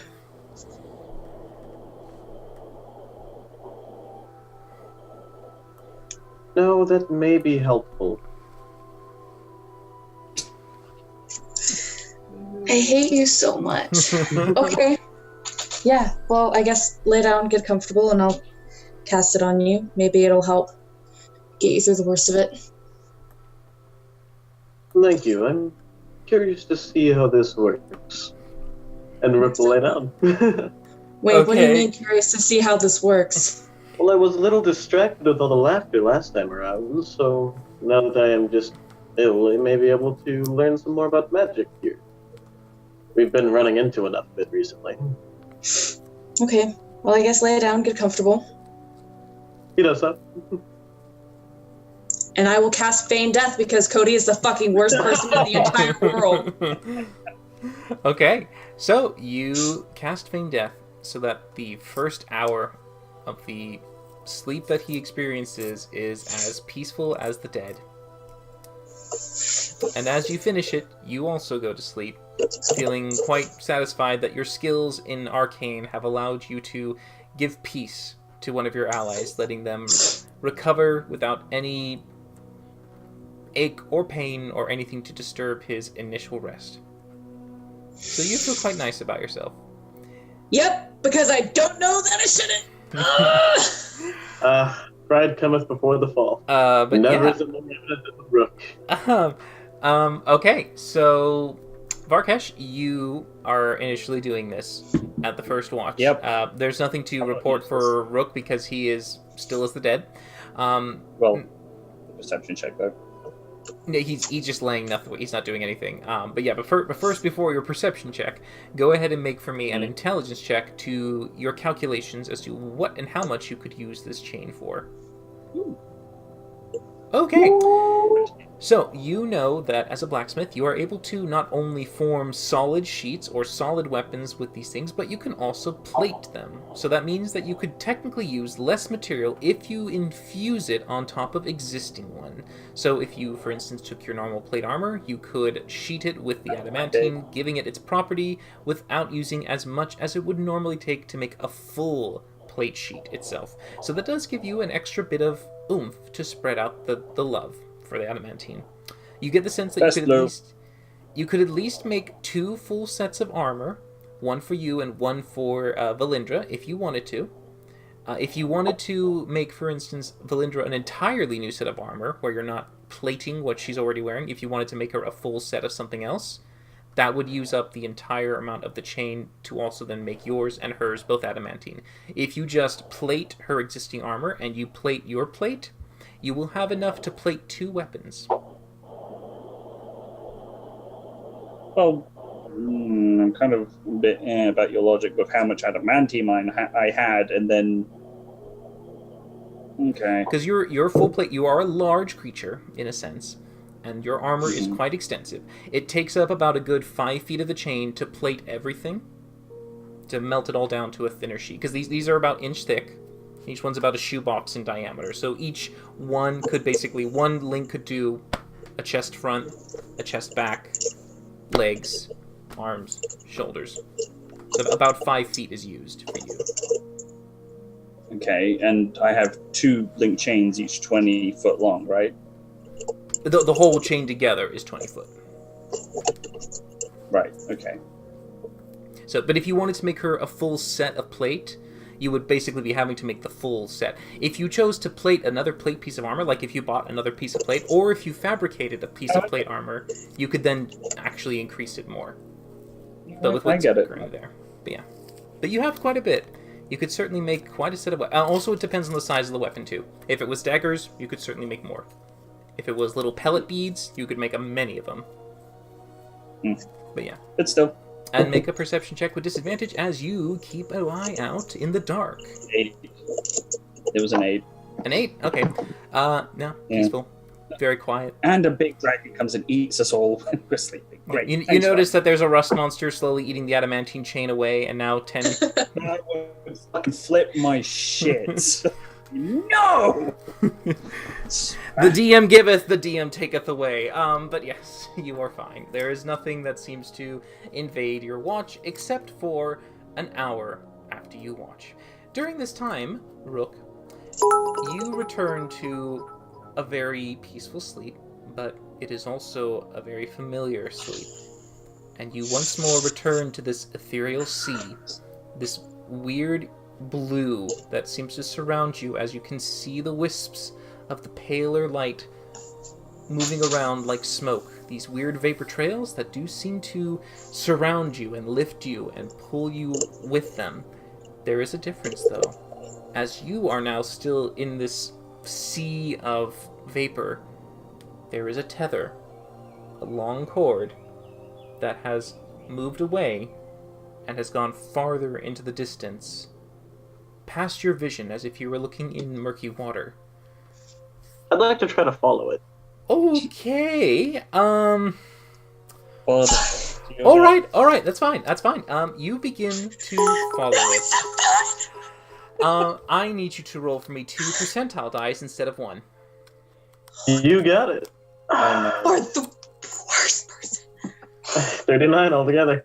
6 and a 33. Oh, Okay, that's... well, they're individually each, so 6, okay? Now this is where I need to do the math, so I know how close you've gotten. It says fighting. Never Okay, so learn that's if you 1, don't so that's that, and then... Oh, Okay, dear. 4, alright. Okay, not there. You're almost there. Alright. You begin to follow this tether, focusing in the direction that it's going as you seem to lead yourself closer to this sense, this kind of extra presence, a density in the mist that you are moving towards. As you can see it get murkier and murkier. Some of the wisps are harder to see, and the solid color becomes more shaded and dark.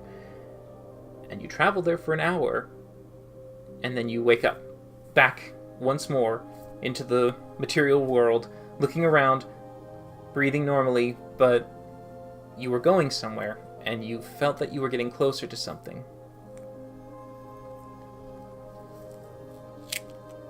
I immediately go wake Belinda up. Okay.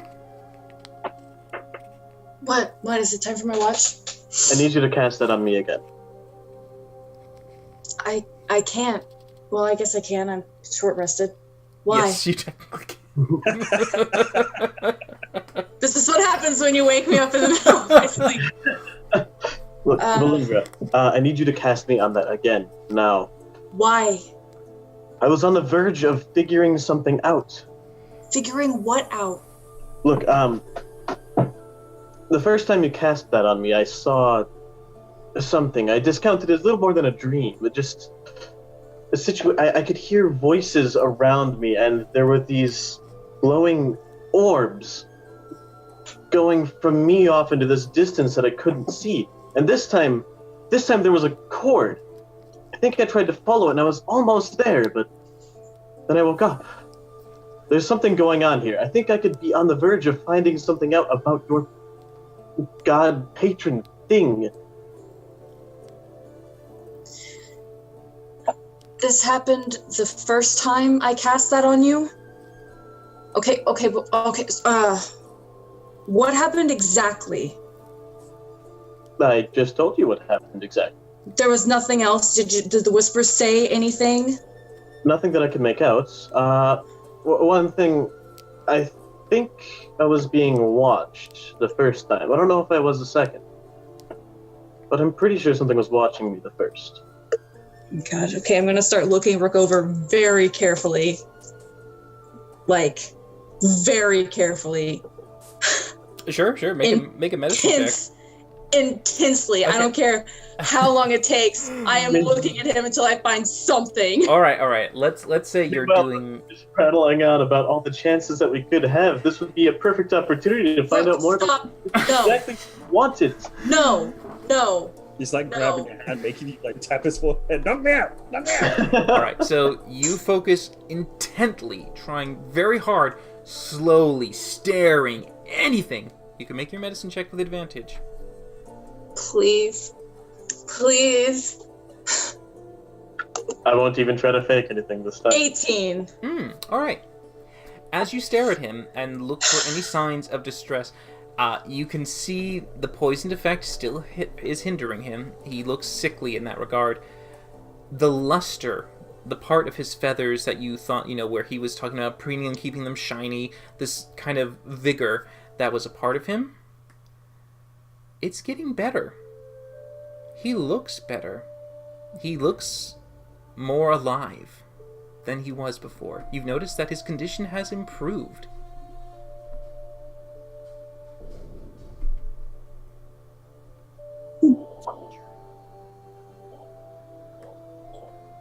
Okay, first of all, I'm not casting that spell on you again.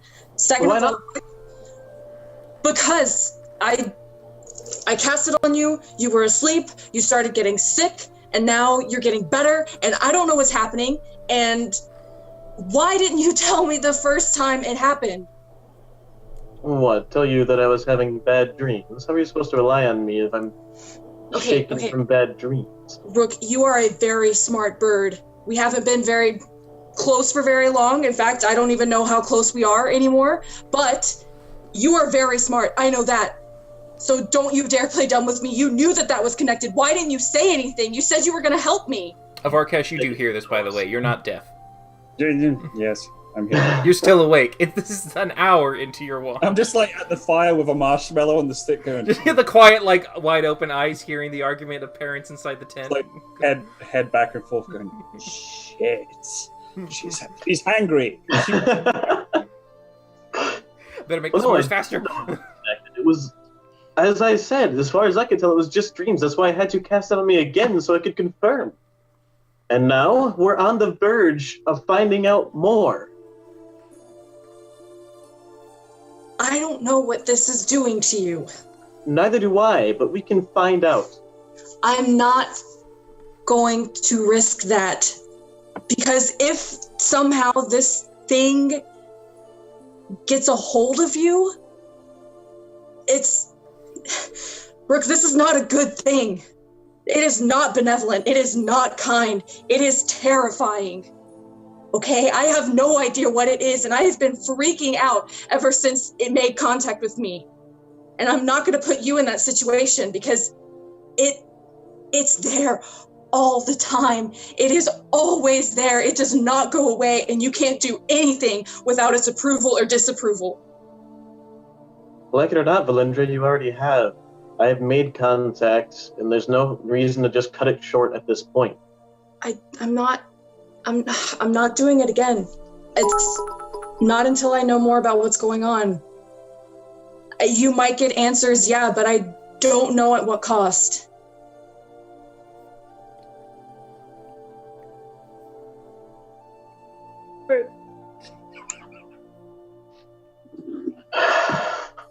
I'm sorry, but finding answers is not the most important thing here anymore. Because now if something happens to you, it's on me. Because I should have known better. You didn't tell me, so I did it again. Ultimately, this is no different than ability granted by any other force. I understand that you don't feel it's benevolent, but... It's different. Look, this is an opportunity. It's the best opportunity that we've had. I can't force you. I'm just saying you should consider that. I'm not... I can't. It's not worth it. I mean, is it worth it to you? I mean, what if you... I don't know, what if you die? You would die to get an answer. Well, yes, I do believe that's why I've been delving into these ancient forbidden places, why I was so willing to... I'll cast it on him again, just to make him shut up. Okay. As he is in mid-sentence, he's just talking, and then just you touch the forehead, and just that... And then I'm going to watch him sleep and see if, I'm peeking open his eyes and, inspecting, see if I can see anything. Sure, like the creepy stalker anyone would be, you also begin to peer at the unconscious body, ready to abuse as you see fit, to examine and analyze any responses or behaviors that the eyes might be twitching underneath the lids, or he might be jerking or anything, so you keep an eye. You're watching him like a hawk. Yeah. Alright. Intense focusing. Varkesh, it looks to be like the argument just suddenly stopped in its silence. Did you kill him? Not yet. Do you need any help? No. Are you sure you haven't killed him?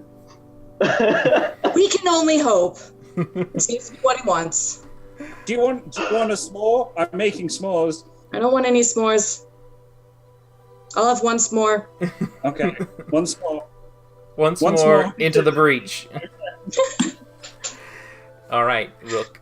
You enter the sea of this blue once more, the vapor trails of other things swimming around you, the cord leading forward into a darker abyss. Setting off with a purpose. I've just put myself on this path, and I will dedicate myself to it. Yeah, alright. Just go ahead and roll your percentile dice twice again.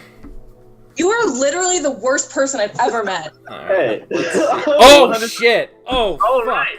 Shit's happening. Okay, Jesus Christ. Right. You rolled 100. Okay. So, Rook, you are traveling. At the speed that you normally feel like, you begin to kind of get a better sense of your impact in this realm. And as you make yourself move forward, you start to begin to realize the fact that it isn't necessarily you moving or having the world push around you. It's almost like this sense of translocating your conscious further in, and you keep traveling, and you go, and you suddenly shoot with an immense speed before eventually the entire darkness surrounds you, and suddenly the world is black. The wisps that you had once been surrounded by are gone. The blue that had previously enveloped you like a halo has vanished. You suddenly find yourself immersed in a sea of black, the darkest pitch you've ever encountered. And as you continue moving, the tether being the only light source, the only guide, you're able to eventually find it leading towards something. And as you get closer, the halo begins to brighten. You see what looks to be in the distance 2 figures, just slightly silhouetted by this pale, pale spiritual light. One laying on the ground, horizontal. Another arched over it, peering intently, looking concerned, irritated, and vigilant.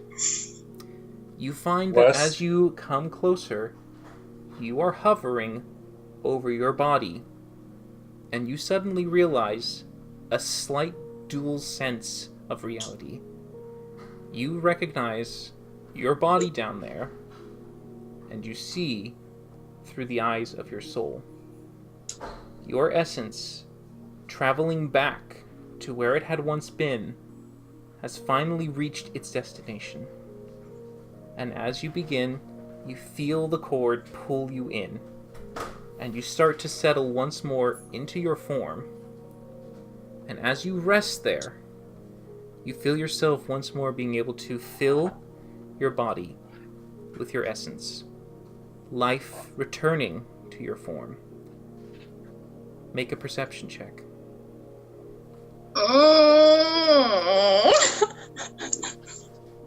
24. Alright. As you feel your spirit once more go throughout your body, filling every inch as you kind of almost slide the skin on like a glove, as your form goes in, you're not alone. Your essence does not feel like yours. There is a slick sensation, almost as if there's a thin sheet of dark oil around your form. And every time you put yourself through and into your arms to feel, it's this weird, almost like too much lotion on your skin. You can feel this moisture that just can't go away. And as you settle there, spending the remaining hour in your body, near the end, you start to hear the faint, whispering voice. A familiar sound you heard once before, but as it grows a little louder, you hear...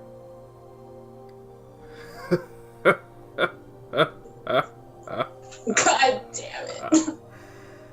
And you wake up. The echoing, soft laughter still sounding in your ears, piercing your mind, as you open your eyes and look at Valindra staring intently at you. This focus she has is just not going away. Valindra, he was as still as a corpse. I mean, you lifted his eyeballs up and it was just like, nothing. You could poke it with your finger and nothing happened to it. You just started to move the eyeball a bit. You lifted nothing. He was unresponsive to any probing or prodding. After I observed him for a while and he was still dead, I want to take a couple of his feathers and just rub them the wrong way. No! So like, while he's in this dead state? Yep. Okay, yep, you reverse the plumage. And as I come back to my body and wake up, do I still hear the laughter? Is that what you said? You hear an echo of it in your mind. Okay. He says, bolt upright. The tether led back to me, but I heard laughing. And something else is not right. Do you ever feel like there's something else in your body, too? You having had contact with it before, with it giving you these powers. Is that what it feels like? Does it feel like there's something in my body? Or just this presence? For your patron? Yeah. It feels like a presence. So it doesn't feel like it's in me. It's more like a conscience to you. It's a part of you. It's there. It speaks, and it says things sometimes that you wonder whether or not you came up with a thought at all, or if you were thinking it, or he was thinking it, but no more than a presence. I handed the cook small. It's just a presence. Well, there's something else different going on with me then. I felt as though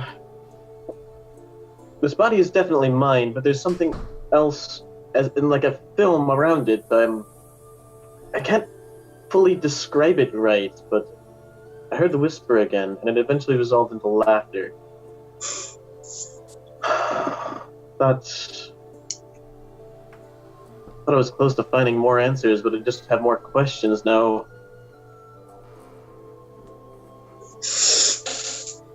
Yeah, well, your body may not actually be yours anymore. I don't know. Just pat down the feathers. That's an uncomfortable thought. I definitely don't think your soul is. Well, that was a foregone conclusion if it's really come to that, but either way. You think of it like this, now I even have even more motivation to help you figure this out.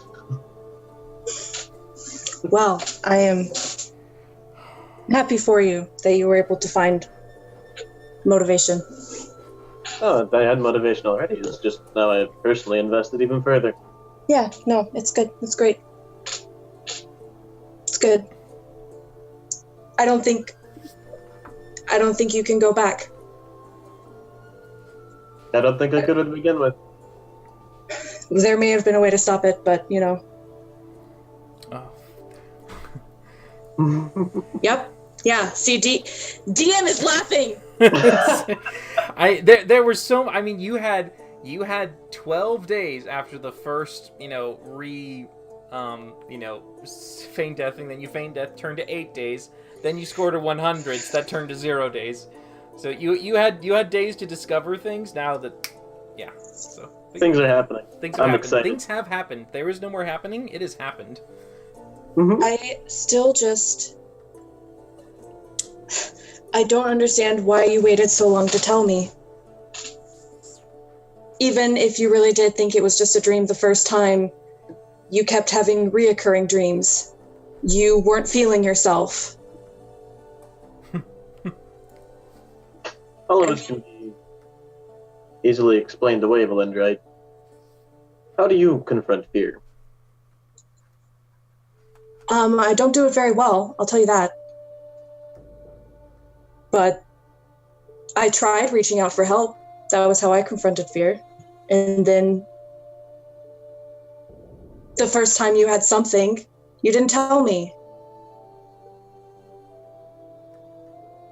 I would love to believe that you were ignorant and you really didn't know that it was connected, but you were way too smart for that. It's fine. It's too late now. You're his. But this is gonna be something that I'm gonna have to live with, knowing that I doomed you, possibly, because I don't even know if that's what's going on. So look on the bright side. You don't know that's what's going on. Could be much better. There's nothing for it but to move forth and find out now. All right. Go back to sleep. I'm gonna take my watch. All right. As Valindra goes to take her watch, make a perception check for me. As Varkash, you... I'll hold out the cooked s'more, fearing I might be struck in her rage moment. And then I kind of get up and go to bed. I'm not gonna eat this more. Waste. That's fine. Nick yeah. the s'more back and go back to bed. You go to your own corner of the tent and sleep. Valindra, the night passes peacefully, with your own thoughts plaguing you more than the outside environment could ever do. Nothing disturbs your campsite, but your own thoughts definitely keep you at a vigil of just fraught and fear. You don't know what to think, but you feel that as you were constantly trying to analyze and solve this problem, your watch has passed, and you realize this is the time to wake up Smokey. I'll go wake up Smokey. Alright. Smokey, make your perception check as you turn, unless you wish to say anything to Smokey.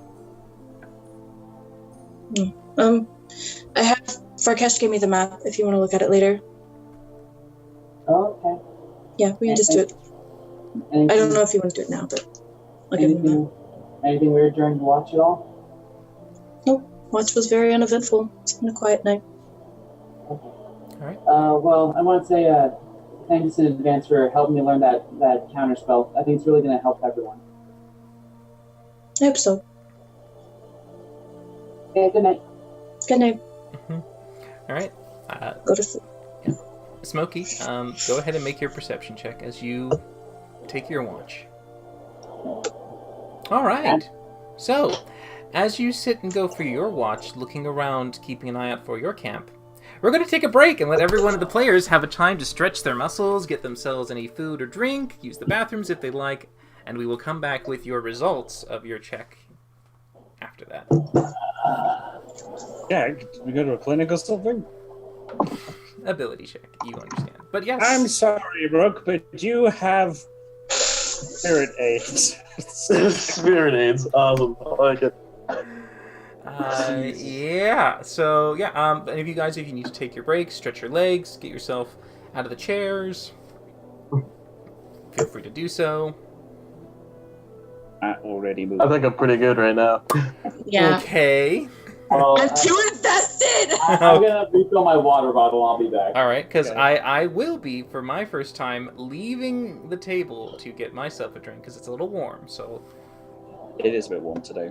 I will be right back.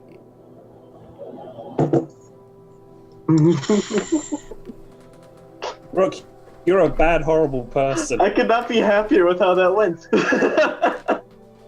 You're gonna give her heart palpitations or probably a cardiac episode or something. Rook didn't die. We have an amazing plot hook going. This is going to be fantastic. Good lord. My child is going to get to experience such an interesting life moving forward. Yeah, you wrecked my child, so thanks for that. Happy fucking Mother's Day to me! She'll learn it's alright. I mean, she loves Winnie so much. It's basically the same thing. Oh no, it's very different. It's very different. Yeah, see how. You know nothing, little bird. I know. But I'm gonna find out. Can't hear you there, Kayla. You're on your own now.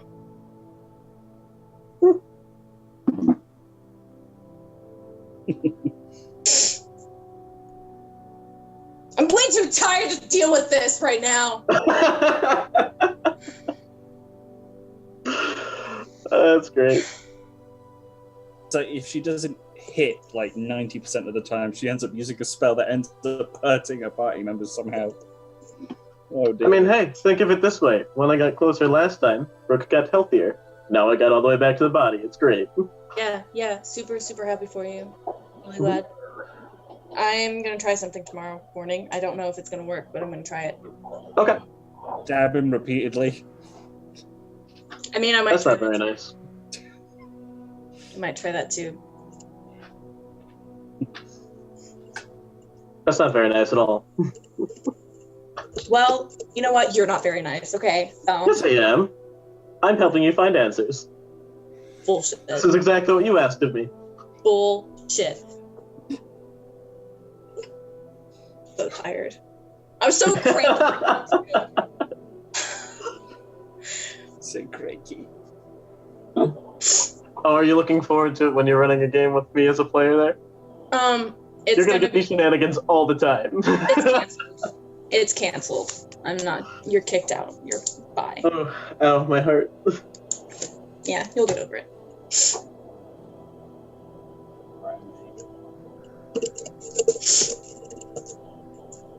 Couldn't have a long rest.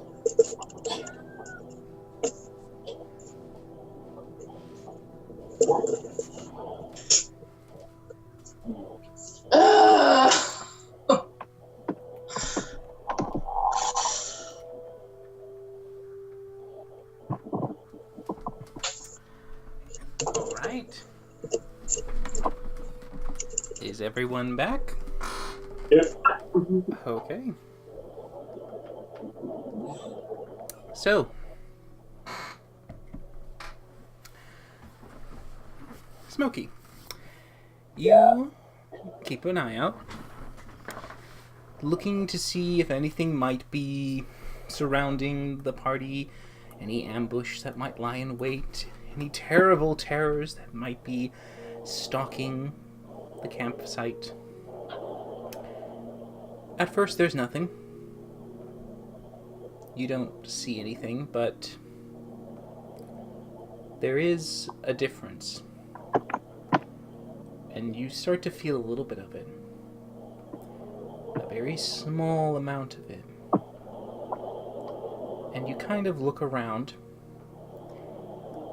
It's not something that you can pinpoint, but as the morning begins to kind of come closer, the ground begins to gather mist. Dewdrops form on the grass. It's something that happens normally throughout the time, and the air gets cold. The air is getting colder, and you feel the edge of the air becoming a little bit more cutting, slicing a bit into your fur as you can feel the chill penetrate your pelt. The world around you is a little bit heavier obscured. Fog is rolling in.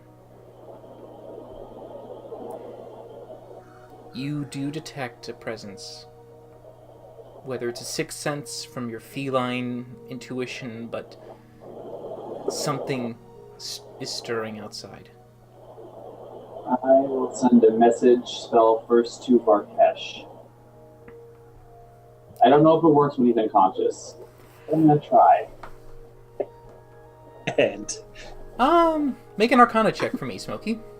Sure. you're all alone. Arcana! I'm not alone. Oh yes, the message itself is able to penetrate his thoughts hard enough for it to get in there for him to kind of jolt up, as a quick whisper to the ear would be to anyone sleeping soundly. He interrupted my dream where I was a giant reptile baker. Giant reptile baker. Yep, with the apron and the hat and everything. I mean, unlimited pastries, I guess. Something not right about this fog, and there's someone watching us. Be still and pretend to be asleep. I could do that. Alright. You whisper that back as you relay the message quickly to him. This is, with your nat 20, this is you perceiving things very early. The first sense of the world around you going off is starting to like just tingle up the back of your spine. You now suddenly hear the sounds of a very soft and very subtle and quiet footfall. Barely even touching the ground. It's more of as if there's a push through the grass. You don't hear a stomp or a step. You just hear this kind of weird, very soft and quiet rustle. And it is getting louder, and it's closing in. I'm gonna just now say, everyone, wake up, wake up, wake up, wake up. Wake up. All right. Wake up as well? As you alert everyone to the wake-up position, each And I of cast you... Mage Armor myself. Okay, as you cast your Mage Armor yourself, looking around, you suddenly see a form materialize out of the fog, staring at you. It's a human, in the best you can guess is a human. The skin is much paler, though they look to be very aristocratic, and they look very well-dressed. But you do notice that his feet are not touching the ground. He's hovering and staring Bring out the intently. technique. But you see him smile as two fangs Oh, great. become very apparent. I need you to make a charisma saving throw. Ugh. Everyone knows we're all great at these. Yeah. Here we go. That is a 14. 14. All right. Embarrassing. So, as that happens, the smiling face just kind of puts you on edge, but then you kind of relax a little bit No. as the figure before you is suddenly far more friendly than you first anticipated. He seems genuine and considerate, and he looks to have just been a wandering person nearby that has come upon your camp. And you see him begin to come closer to you as he smiles. Good morning. Well, soon to be morning. Might I ask, is there a person within your tent? A large dragonborn? Or perhaps a kenku with horns? Or even an elf with demon-like skin? Oh, yeah. Excellent. Aren't they awake? I mean, you woke them up with a bit of a jostle. Varkesh, you are awake and you do hear him talking, and he seems to be answering quite honestly. I walk out the tent naked. Okay, well, I mean, your Armor version of set. not wearing armor, but yes. So I'm naked. All right. Yeah, that's a power move.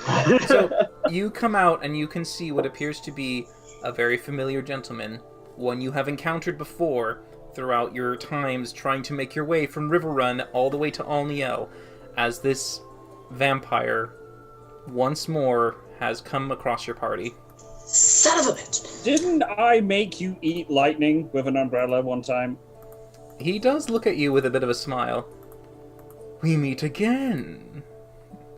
And Hi, yes, you're the fighty one. Yeah, I remember I'm you. shrugging into my armor as fast as I can as soon as I hear that. Okay, all right. You do your I best. remember you, like, and you ran away. I remember that. All right. As he does this, Varkesh, please make. No.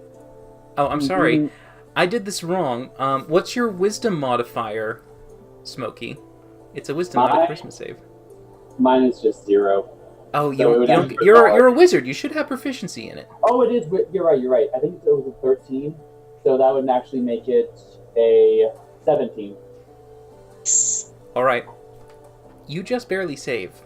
And as this happens, you kind of begin to reassess yourself a little bit. You're not under the charms of the creature, but Varkesh, I please need a wisdom saving throw from you. Oh my god. No. Oh, shit. Fine. This is your thing. No, wisdom.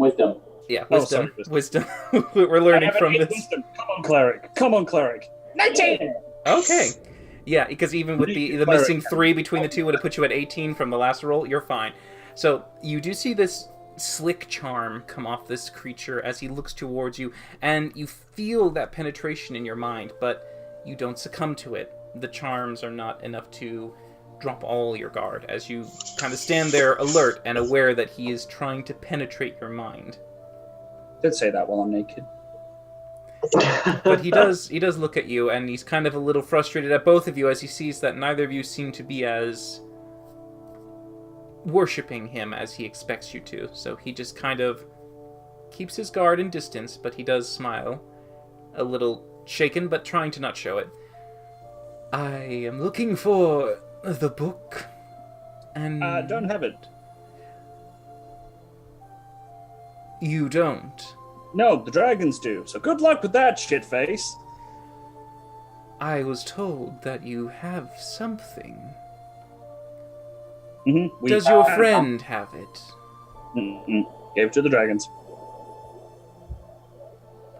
He looks a little confused, but he looks around a bit. You see him quietly mutter to himself as he whispers something. Make a perception check. I'm gonna ready... Would he know divine magic when he sees it, being a vampire? He'd assume that he would recognize any magic you cast. Okay. He seems to be whispering to someone, but you don't know who.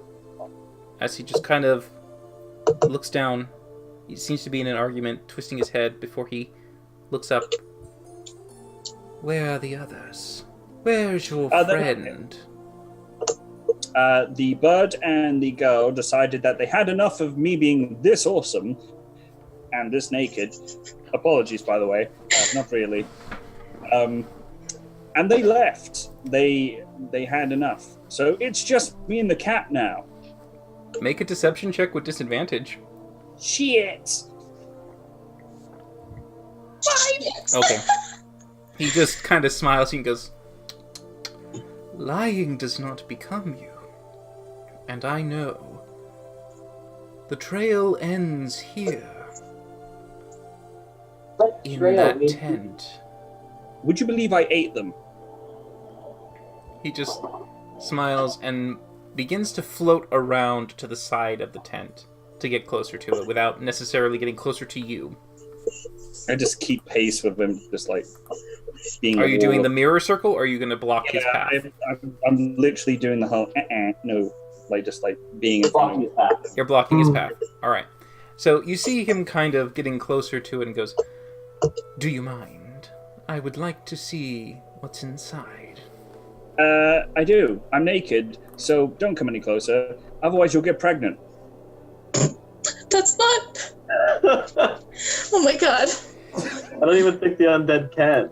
You see him a little concerned, but he doesn't seem to care. I need you to roll for initiative. I was literally about to say something.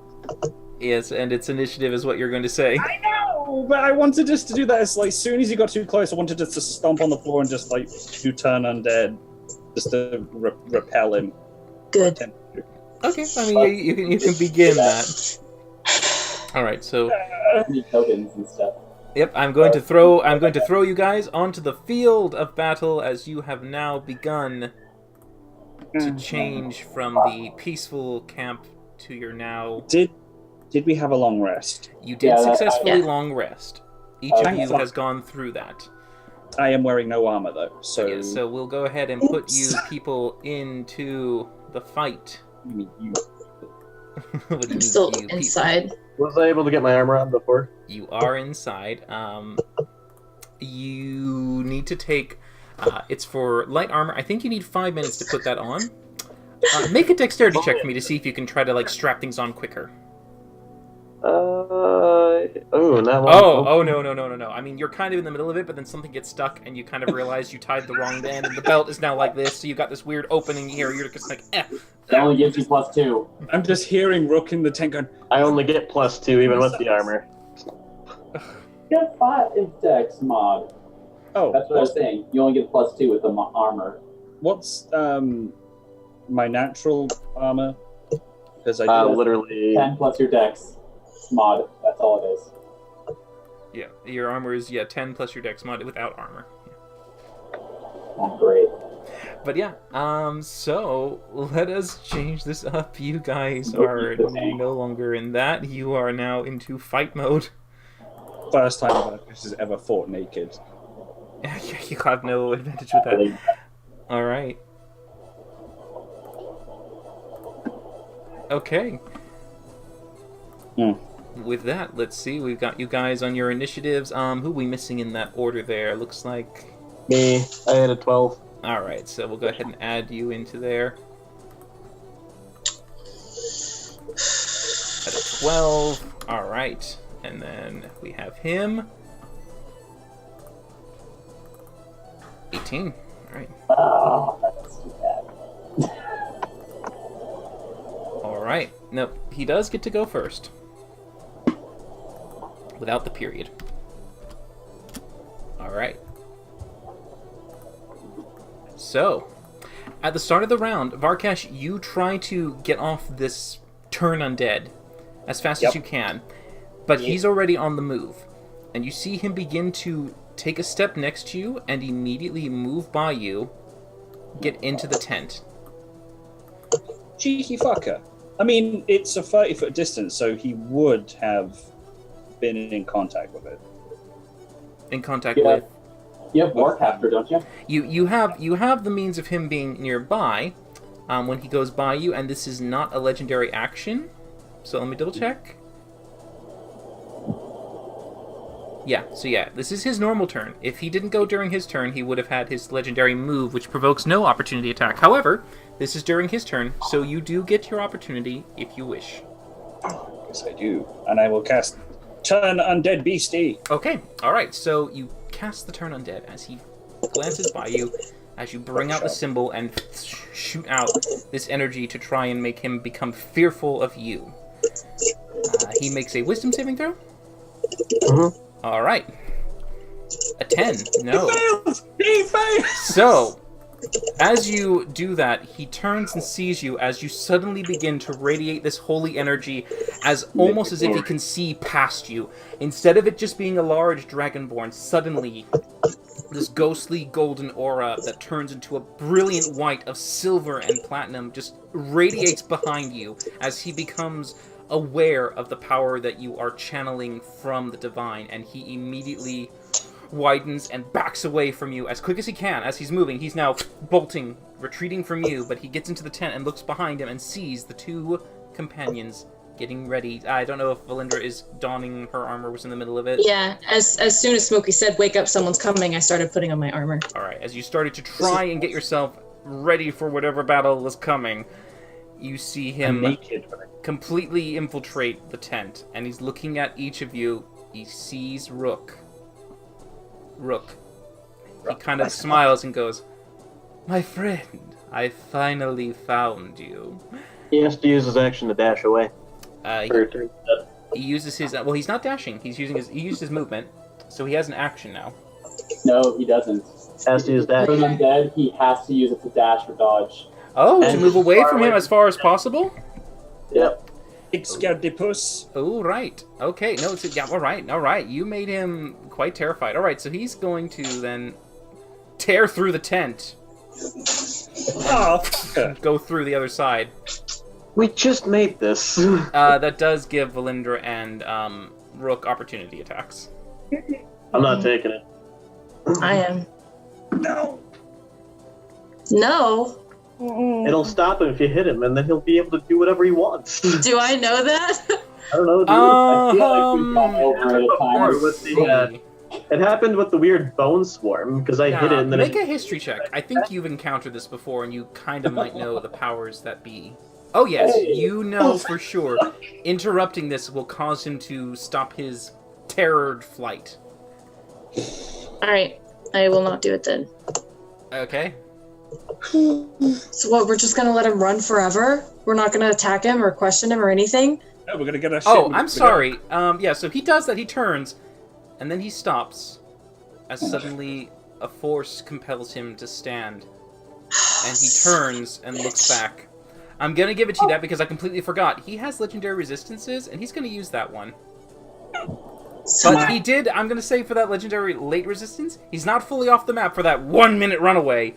You made him run for a good turn, and now he stops and turns and looks back, a little peeved at himself for even falling for such a trick. Did it just Smokey's turn? You made him waste his turn. That's fine. You absolutely made him waste a turn. But he's already... Oh, fuck. Useful. Trust me, that was my bad as a DM, but I would say you pulled it off well enough that I did. I was glowing and naked. Run. Well, let's just say he's probably a straight vampire, not a gay vampire. But either way, It doesn't matter. well, one might be more fearful of penetration, the other might be more interested. But yes, I can stand in front of you, man. Alright, so Smokey's gonna come around here. 5, 10, 15, 20, 25, 30. I assume I can see him. you can see him. He's on the other side, out of the tent. Yeah, I'm gonna try and cast Banish on him. Okay, go ahead. He makes a charisma saving throw.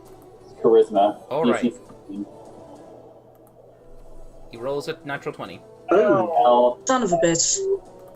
So you try to do that, and as you begin to push this magic towards him to make him leave this material plane, you can see that as he turns, almost like an enveloping shadow of darkness kind of envelops himself, and you can see that what had basically caught him from running away in fear has bolstered him, and the bolster causes him to look at you. And that effect brushes off with no impact. There is another force keeping him from running from you. guys, this is scary. And I'm gonna use my feline agility to go back the way I came. Okay.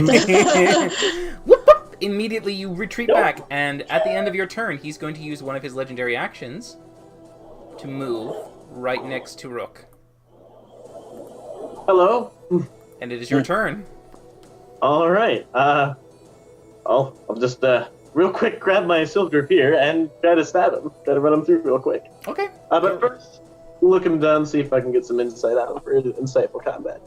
Sure. Go ahead and roll your insight against his deception. Ooh, 24. Not bad. Not bad. Yeah. Nice. You notice that for a vampire, his weaknesses are not many. There isn't anything you seem to have that could really hurt him. You notice that you can try, and you can maybe stab for the vital organs that might take more time to heal. You figure perhaps slicing off things might do more damage to cause him to regenerate more of his effort that way, rather than just piercing vital spots. Okay. I'll try to cut off a few fingers with my silver grip here. Righto. Go ahead. You're not good though. 12 does not hit, sadly, as the dexterous little digits are out of your reach, as he keeps his hand pulled away. Little bonus action, disengage. You use that for insightful fighting. Oh shit, you're right. Never mind. Enter. Okay. At the end of your turn, he is going to take you, and he's going to use an unarmed strike to grab you. Can I impose disadvantage on that with my shield? You may. You absolutely may. With your feet, you are able to give that a less than likely chance of hitting. 14. That'll be. No, as the shield immediately gets in the way, you see that it deflects it off. He's unable to get a purchase on Rook, as Rook is already in dodge mode. But the extra assist makes it an assured miss. Haha. This again? We're very handsy. Varkesh, it's your turn. They're inside the tent. You can't really see too much. Okay. Shit. Oh, I really want to do this, but at the same time, bollocks to it. Screw it. Fuck it. I'm going to go over to the tent, naked, fantastically so, and I'm going to look at my gear, and I'm going to cast animate objects on my daggers and have them attack. Okay. As the animation sound echoes behind you, as you hear that once more rise up from the ground, you bring your daggers to life. And you bonus actions send them forward towards the creature. Yep. All right. Directly on here. So that is 10 daggers, and you get to roll a it's a +8. Yeah, it's +8. Yes. So roll 10 d20s, and we'll add the 8 on top of it. I will definitely say, just for math, let's see. All right. Please, please, please, please. All right. You have to roll higher than an 8 to hit him. One of them misses, the rest hit. So, and one is an at 20. So that is 9 of those. So that is Is it 2d4 or 1d4? 1d4 plus 4? It's 1d4 plus 4. So. All right, so that's well, because you hit a crit, you get to roll 10d4 plus 36. Yep. The Sorry, roll 10d4. plus 36. Okay. This is ludicrous. Ah, damn it! You kind of need to slash him. I forgot my slash! Slash! Move the up arrow on your keyboard. You'll get the back. All right, 63 points. You notice that the damage isn't as much as you hoped it was, but it still cuts into him as the daggers sink in. So he takes the total of that, which is going to be 31. Yep. And then I move my big scaly naked ass out of the way. Okay. Now, as you do that, you see him completely shocked by that. And he does notice that you were the one who did this. And he uses his last legendary action to take the move without provoking opportunity attacks, as he almost completely envelops himself in this shadowed mist, floating as he moves speedily out of the tent towards Varkesh. I hold myself like someone who interrupted me in the shower. I'm naked, you mind? That's right. Valindra, it is your turn. All right. Well, can I see him from where I'm at? Between like the. Sadly, no. You'd have to get out of the tent. Son of a bitch. Okay, I'll move out of the tent. Move out of the tent. I'll cast Hex on him, and I'll hit him with 2 Eldritch Blasts. All right. Pew, pew, pew. Ooh. Oh yes, both hit. Nice. As you deal. Plus your hex. 2 hexes. 16. Oh, okay. All right, not bad. So that's 25. 25. And that is full force damage. Necrotic, I believe. Wait, is Hex necrotic? Hex is necrotic. Yeah. Hex is necrotic? Yeah. Okay. All right. So he doesn't take the full hex. That's fine. Still something. Every little bit. And then I will say he was not lying. We don't have the book. So whatever you're after is not here. Whoever informed you was very mistaken. As you say that, he kind of doesn't pay you much mind as you say that. There's something that's compelling him to stay here. And he looks to Varkesh, the one who originated all those daggers, not liking that at all. Hey, baby. And he focuses his fury on you. He doesn't. Doesn't what? No, he doesn't. He doesn't do a thing to me. I'm naked. Oh, well, I'm afraid he does. He does it quite in full, and you can see that as he begins to do this, the wounds begin to heal over him. As he's not as hurt as he once was. He goes and he makes his, I believe he makes 2 unarmed attacks at you. I think you should get your full armor class because of your obvious balls of steel here. So first he's going to do is he's going to do an unarmed strike. And try and grab onto you. Ooh, no. So that misses. But I literally MC Hammer nakedly out of there. Like, can't touch this. But as he does, he's going to then try to like grab, but then he brings his own fangs forward and tries to bite onto your neck. Yeah, that'll hit. Alright, you take 8 piercing damage, and your hit point maximum is reduced. No, it's not. Sorry, it's necrotic damage. Okay. And then I have to make a con save from Midagas. Yes, it's a very likely that you'll make the save, but... Yes. Yes. Yeah, you're fine. Yep. Alright. But yeah, it is now, Smokey's turn.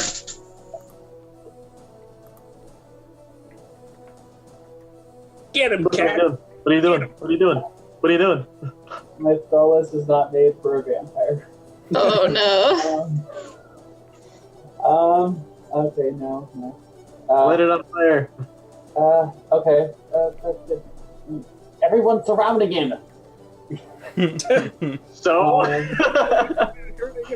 I am going to try, I'm going to stay where I am. I'm going to try and cast Levitate on him. Oh, alright, he makes a con save for that one. Yeah, let's bring it up to this number. Is it con? It may be con or strength. I see it. Constitution saving throw. DC 16. 13. So as you do that, you see him just kind of focus and then float up. As he's just looking around at what the hell's going on. Oh, he can move it up to 20 feet in his turn, too. But yeah. That's my turn. Alright. Yeah. Let's see.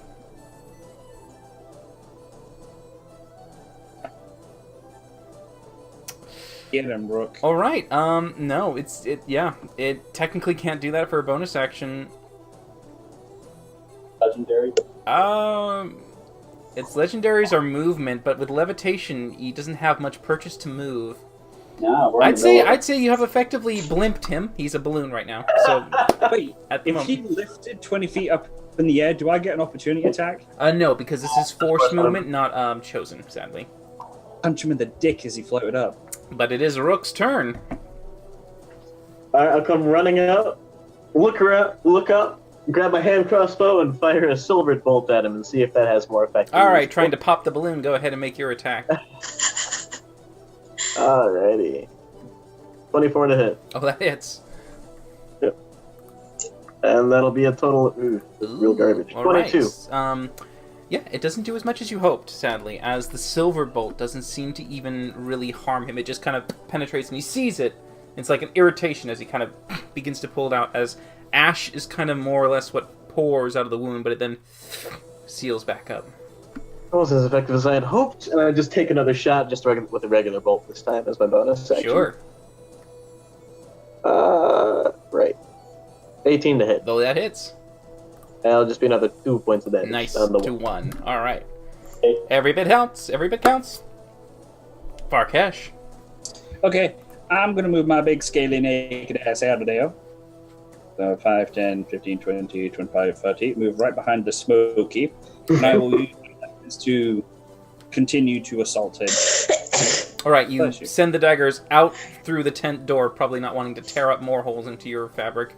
As they At this point, if it gets closer to him quicker, I do not mind. That's fine. They're able to get there without any difficulty, and they swarm him. Yep. Pinning him as much as any needle would into those little tomato, things for the needles and threads. You just pierce them all. Go ahead and roll the 10d20s. You have to roll above an 8, basically. Well, 8 or above would hit. And it's +8, yes? You don't have to worry about the hit. Like I said, we'll just add 8 to it. So anything. Okay, so 1, Yikes. 2 hits. 2 hits. Yikes. Okay, Wow. surprisingly, in his most vulnerable state, you kind of get a little confident. I think it's like one dagger hits, and as it does, he starts to spin a little bit more erratically, so the planned motion just kind of goes a little awry, and only 1 or 2 get a lucky strike in. So go ahead and roll. 2d4 plus 8. Sorry.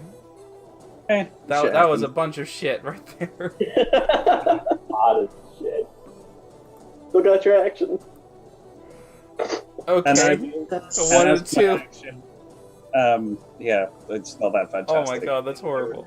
But it doesn't matter because they'll do better next time. It's performance anxiety, guys. It happens to everyone. I guess. I will then use as my action guiding bolt at level 3. 3. All right, go ahead. Fucking hit, for the love Actually of get him up the God. butt, 'cause he's So that hits. Yes, that hits. And I mean, hey, you got rid of all those 1s earlier, so. All right. All right. That is a full 24 Yep. damage, and it is radiant. Yep. Suck it, Nosford. You notice that actually does hurt him more, and as the radiant pierces him, it kind of begins to burn pieces of him away, and they don't regenerate, leaving these weird holes in his body as the flecking kind of embers just keep them open. As you can see, there's a large, glowing, guiding shot right there for someone else to take advantage of.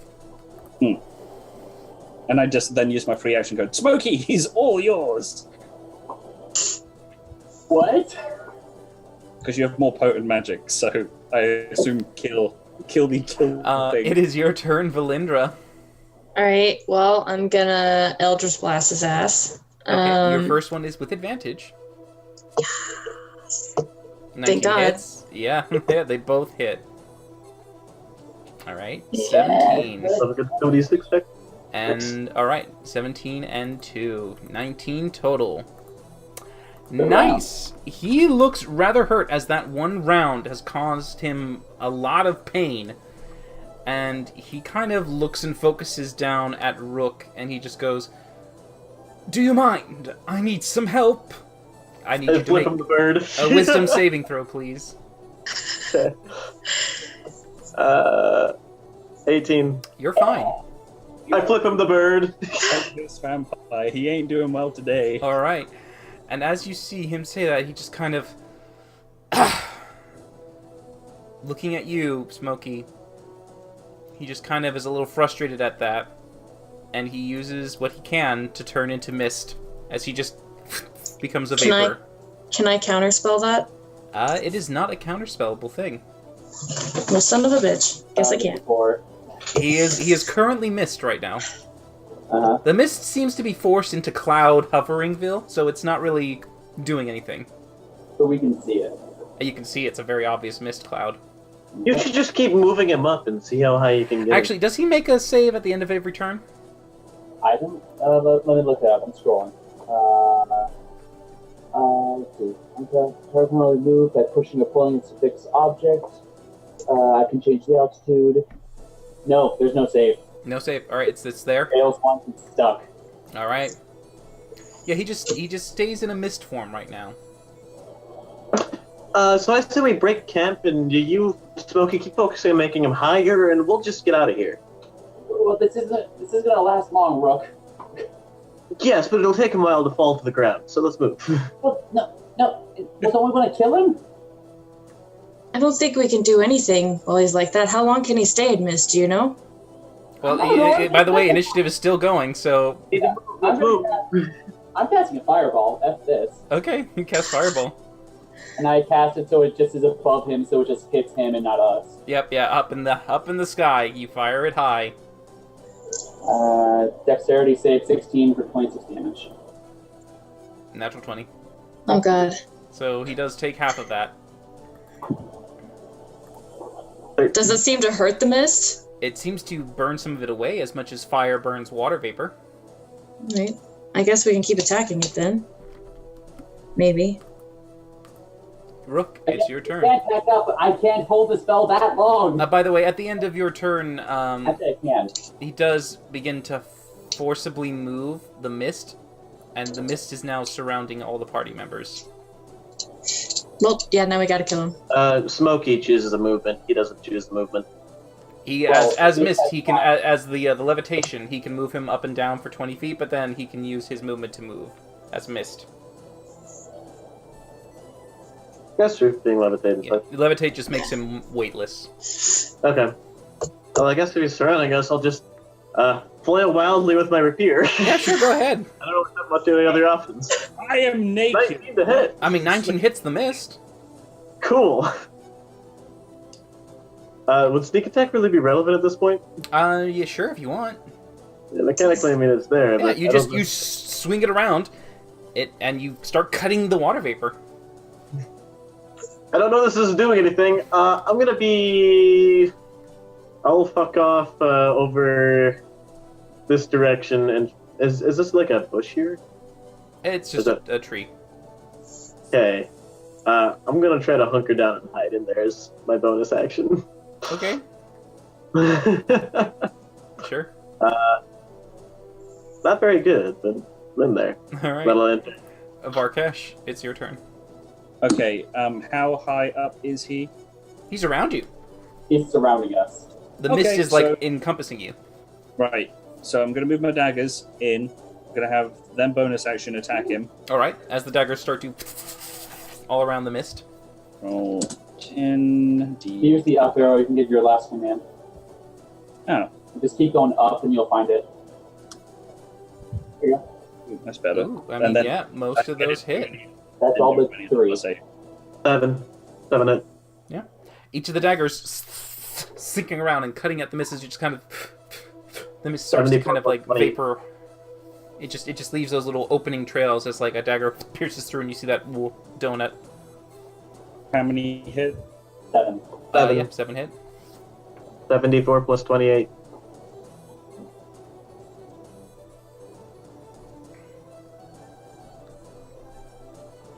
$41. Okay. Obviously, does he get that reduced? It doesn't seem to hurt the mist. What? Okay, fuck this guy. I'm then going to drop concentration on my daggers, and then Okay. I am then going to Spirit Guardians. Ooh, all right. I will do that at a level 4. Okay. Is it when it starts its turn or all turns? When it starts its turn, I think. I have to double check. Let me just Don't know quickly check on that one because I don't know if he's going to take the damage immediately or not.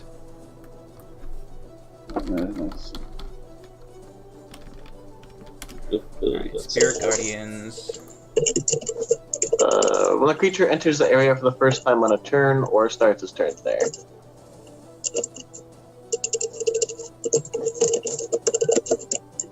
On a turn. So yeah, on a turn, this technically happens on a turn. He starts his thing there, so he would begin to take it now. So he definitely makes a wisdom saving throw. I think is what it is. Yeah, pretty sure it's wisdom. Yeah. So he rolls a 25. Alright, so he does succeed. He only takes half, but it is still radiant damage. So that's 10 radiant Yeah, damage. so he takes 10. Alright. Yeah, you notice that the light that your little dragon whelplings that materialize as your guardians that surround you, they begin to kind of loop into the mist, and as they do, each time their wings and scales touch, the mist just kind of starts to dissipate and becomes thinner. It looks like it seems to be dispersing it.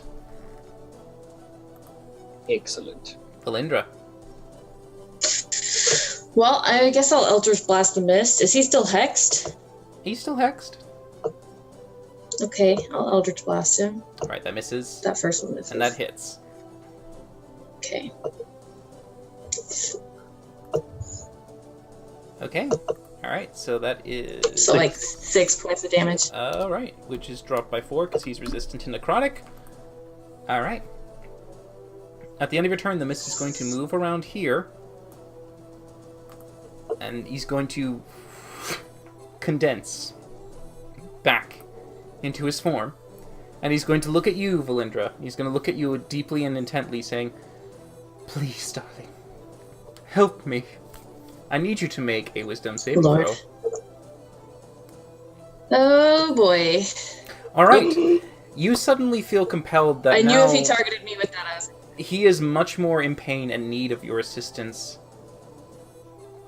And you feel compelled to help him more so than these lying Kenku, bumbling block-headed Dragonborn, and sizzling smoke-headed cats. So, those, they're not good.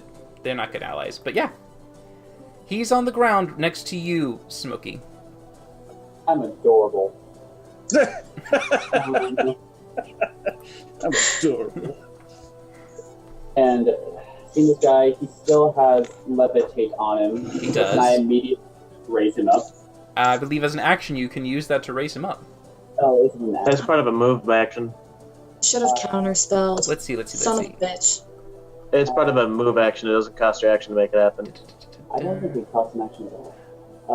Can change. Otherwise, you can use your action to move the target. Which must, yeah, I have to use the action. To move Yeah, it. otherwise you can use your action to move the target.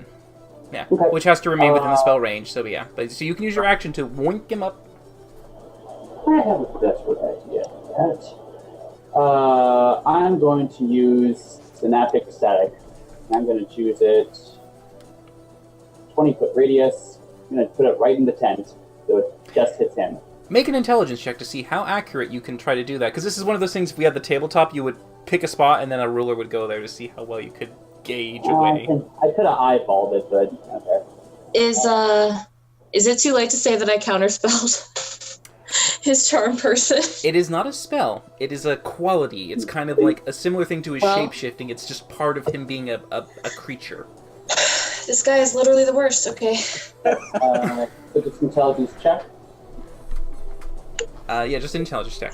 Oh, you're fine. Yeah, you absolutely can gauge the distance properly, and you ping it to him. So he makes a wisdom intelligence save. No intelligence. Yeah, alright. His int save. Ooh. He's going to use his legendary resistance to succeed. Probably a good idea. Yep. So that's 15 psychic damage.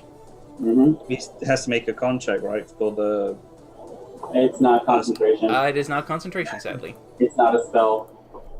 Wait, if Valindra's now an enemy, doesn't my Spirit Guardians want to, like, get him? No, you designate who's No, safe yeah, and so who's yeah, not. you designated her as a nicey. She's not going to be inflicted by it. Okay. I'm really sorry that this is going to happen, Kayla. No, it's fine. Alright, Smokey, is that you?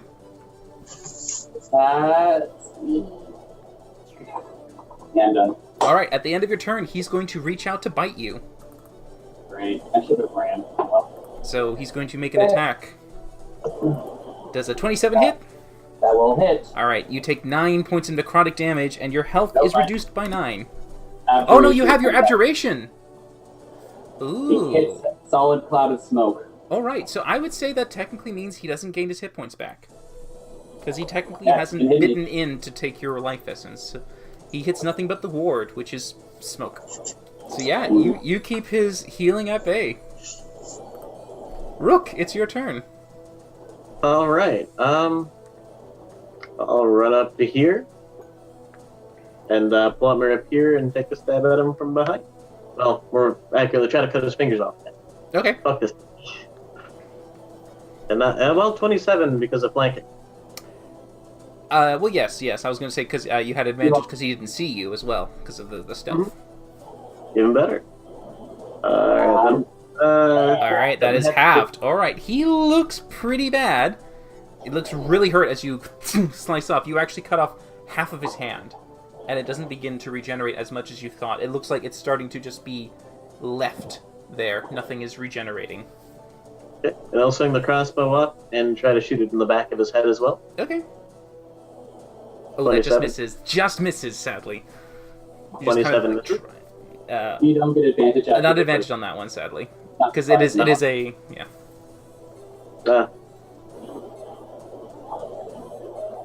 Ah, You gonna move anywhere else? no, Okay. fuck it. Alright, you- Looking up. ending it there. As you end it there, he uses his movement as the movement to provoke no opportunity attack to get away and get out. So he moves as far as he can. Varkesh. Okay, I'm going to have my Spirit Guardian see Valindra as a threat. He It's would when you move, cast the spell. Oh, really? Yeah. I can't just, like, say, go my pretties. The No. vampire would have half movement within the range, too. Also, the Oh, loser good. hasn't done anything bad. Good He point. would have had- He would have only moved there. Not yet. Okay, then I am going to...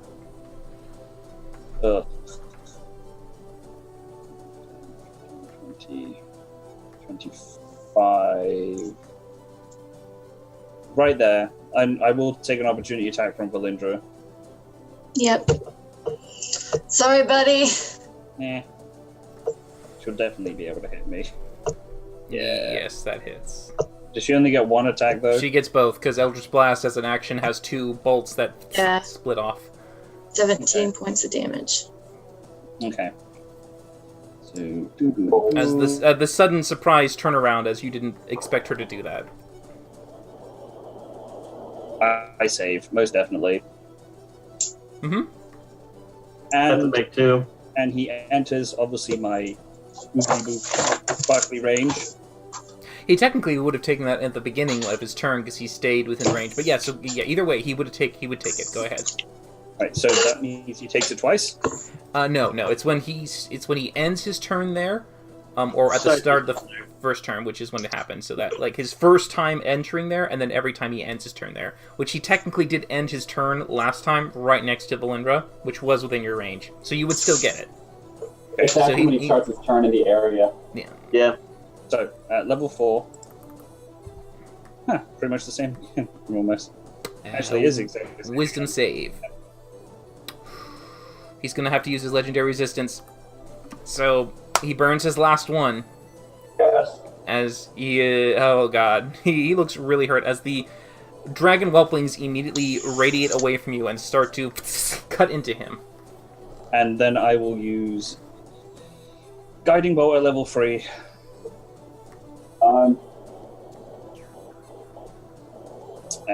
There it is. Come on. 23! That hits. Level 3. Come on. Big money. Big money. Big money. Okay. Yeah, that, so... Oh my god! That is... 13 points of radiant Yep, damage. it's 13 points. How do you want to do this? Oh, shit! Oh, thank God. I was about to dimension door him out of there, so thank you. I am just going to literally pawn a witch's hat, paint myself green, and point a crooked finger at the vampire and go, "Get him, my friend!" Just have all my whelplings like pick him up and just literally rip him apart in midair until he's just nothing but chunky. Save the mouth, Varkash! Oh my God! Well, the head would still be there, just be ripped off.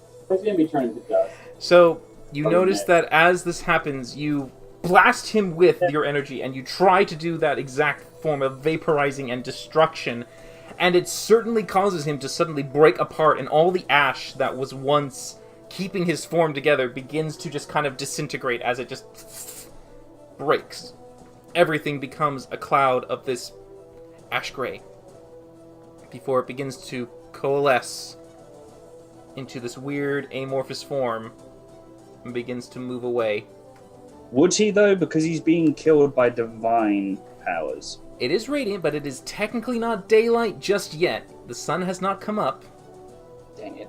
He is, at the moment, still within the safety of his thing. Bank or whatever. Son of a bitch. I'm just double checking to make sure.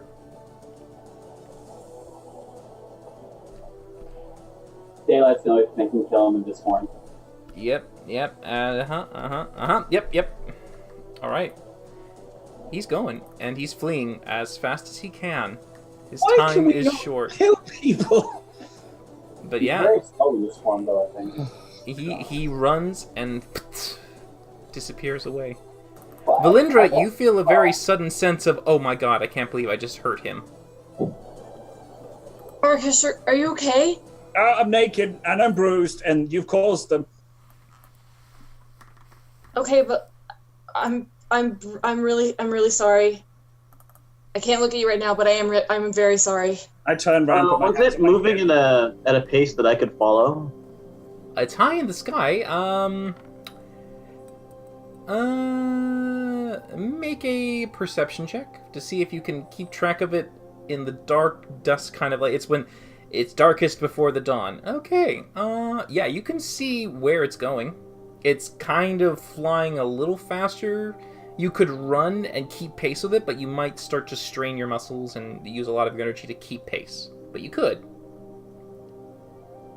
As I said, I turned around, put my hands on my hip, and I'm just like facing Valindra and going, No, I'll let it go. If it was possible, I would have tried to banish the cloud. So we'll hold it for at least a little while. Yeah.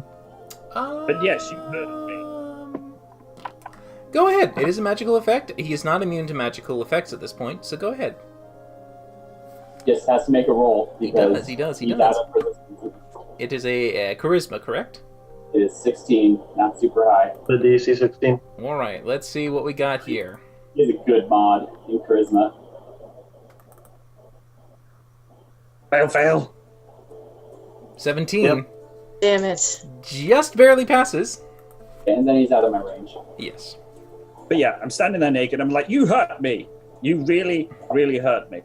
I'm very sorry. I'll pull out a healing potion and kind of like toss it in its general direction. It's okay. I mean, you hit, it hurt, but it's fine. I know you weren't in control. Yeah, well, could you maybe put clothes on? I am wearing clothes. Oh wait, no, I'm not. Oops. Valindra, you are kind of feeling this sense of extreme guilt, almost like when you have friends with one person and they ask you to no longer see another person, but you really care for that other person, and your other friends have caught you behaving friendly to them, and now you're kind of in this moment of like, I'm sorry, I'm weak, I couldn't resist it, and you still see them as a friend, and if you ever see them again, you might be more like, I'm sorry I did that to you, I didn't mean to, but I have my other friends. It's that level of kind of like psychic mental like state that you're in. I wish you guys wouldn't fight. I wish you guys could just get along. Who? What? I don't know. This is a weird day. Okay. And it just started like 5 minutes ago. How's everyone doing? Smokey, come and help me put my pants on. You need help? All right. Yes. Rook, can you come here? Yes? Oh, sure. What's up? I'm going to inspect him for any sort of markings, because I didn't do that whenever he woke up last night. Look to see if he has any brandings or anything like that. Make an investigation check. Totally, I'll help her. Why have you mentioned that what you're looking for? No. Okay, no, nothing. She's just kind of looking at you intently, not touching you, just kind of this weird version of looking around and not seeing anything to cause her to kind of go. Do you need something? Let me know if you find any weird markings on you. And I'll just go pack. Okay. As you get yourself all packed up and ready to go, you get the tent. Meanwhile, Smokey at the very least has no context for that statement. You definitely get your tent sorted away, back into the bag of holding. You are all safe for the time, it seems, but it To did get come out of moving nowhere. very quickly. It is still dark outside. Yeah. The dawn is Vampire. coming, though. Well, Yeah, we packed up. We might as well get a move on. Varkesh, can you do your light thing? I think that the horses would appreciate that. Right. The whole light thing. I can do that. Bing. Okay. You That's the light sound up it the makes. area. I'll go ahead and finish donning my armor. Would you like some help with that, Varkesh? After I finish mine, and gesture towards his armor. Yes, as a matter of fact, I need to be tucked into my codpiece. Would you mind? Isn't your stuff internal? No, it's not. This is the I'll- half-breed dilemma when you start to mix Reptile and Goliath. I won't help with that, but the rest of it, sure. I just get dressed. But yeah, you all don your armor, fully applying the AC that you are used to. I feel healthy and safe again. +2 to my AC. It's great. But yes, the early morning is yours. It's still very dark, but if you start to move or wait for an hour, the beginnings of sunrise start to peek over the edge. As we're like kind of packing the cart up and everything, I want to ask Varkesh if he will turn undead within 30 feet of Rook to see if anything happens. Okay, I instantaneously stop her like this, and I'm like, "Where's Winnie? Send it away." I point to my shadow. He's fine. Are you sure? Yeah. I don't want you shouting at me again. If something happens to him, I will take the blame for it. Okay. Thank you, Wormwood. By the way, there is a shadow because your light from the torch allows you to see the shadow cast on the ground. Winnie does seem to be in his shade form underneath her. Okay. I will literally just get down on hands and knees and talk to her shadow, be like, "Winnie, if this hurts, I am really, really sorry." And I stand back up and I just stomp my big old left foot on the floor and just turn undead. Okay. Yeah. Rook, I need you to make a wisdom saving throw. Party. Well, All right. 12. All right. He's a zombie. As he does this, You suddenly fail. the slickness that is inside of you, this kind of extra influence on your soul, begins to suddenly set your skin alight and crawling with this tingling of, like, sensation of flight, run, and you don't know what's causing it. It's this kind of moment of like, fuck, you don't know, but you see Varkesh, and Varkesh somehow is like the core of it, and you don't know why, but you then book and run, full dash, as a rogue does, out of there. You've cut off. That's 90 feet. Yeah, Rook Goodbye. is gone. So that'll be a total of 900 feet away from you guys. Where are you going? I think he may have the shits. Nope. It's a little worse than the shits. It's just, oh god, I mean, yeah. But he's gone. He's flightless, but he could have fooled me. Yeah. Well, that's what happens whenever you cast undead near something that's undead, so... Wait a minute. Since when did the bird become a zombird? Oh, last night. Yeah, he decided to be super curious and got himself turned undead, so... Wait, What? Yeah. explain to the big sexy blue thing. What happened? And the puffball. Okay, so remember how I cast Feign Death on Rook? Yeah. I'm going to say yes. So, apparently that did something. Just found out about it last night, but, I didn't know that before I cast Feign Death on him a second time. Decided to follow a tether that had connected itself to him during the first stream. And, then he was quite persistent that I do it again, and didn't really want to feel like listening to him. So I did it again, and now he's undead. So, hopefully this is what he wanted. Sweet. As a cleric, would I know for a fact what that spiritual tether is? Make a religion check. And by the way, during this discussion explanation, a minute has passed, so the fear that just kind of quickly instilled the flight reflex has subsided. You're in darkness, and you're just kind of like, oh, whoa, what the that freaked you out, but you're fine. Baby, I got a 23. Ooh. However, I'm 900 feet off in the middle of fucking nowhere in the dark. And you can still see Varkesh's beacon, the lit mace that he has with the light spell. It's a very noticeable white light in the distance that you can retrace yourself to. Probably walking with a bit of a winded motion, but yes, Varkesh. You know, just from a bit of the study and understanding how each person, every person has a soul, a spirit, some kind of ethereal connection that allows them to exist beyond the material plane. And a lot of the times you've heard where if anyone travels into another place, sometimes called the ethereal plane, they tend to have a tether that connects them to their body. So when their soul is not inside their own form, or seems to be at least slightly absent from them, it kind of has this link. And you know from some degree that if the link is ever cut from the body, they die instantly. So it's a very delicate and dangerous thing to be out there to have that happen. I just grab Valindra by the shoulders and start inherently shaking her without realizing. I shake her like a British nanny. Like, do you know what this means? He could have died. Well, It looks like he kind of did. A little I bit. mean, the tether you were speaking about, that's like a spiritual umbilical cord that connects you from this ethereal plane to the place where your body dropped. And if that's ever cut, he's gone. He's kaputski. But it doesn't explain why he ran like a big birdie bitch. no, he's undead now.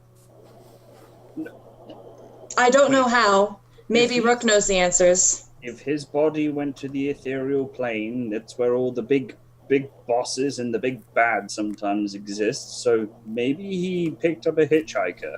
Yeah, I'm pretty sure that hitchhiker is my patron, so... Oh, the thing that we talked about that I was going to purge? Yeah. Yeah. Ah, Yep. well, shit. Yeah, I don't actually know what's going on. Maybe you'll have better luck talking to Rook and trying to figure things out, because... Excellent. Do you have any birdseed? We're going to need a means to get back. I don't think he eats birdseed. I think he can find his way back. That is still racist, Varkesh, I say as I come back into the clearing.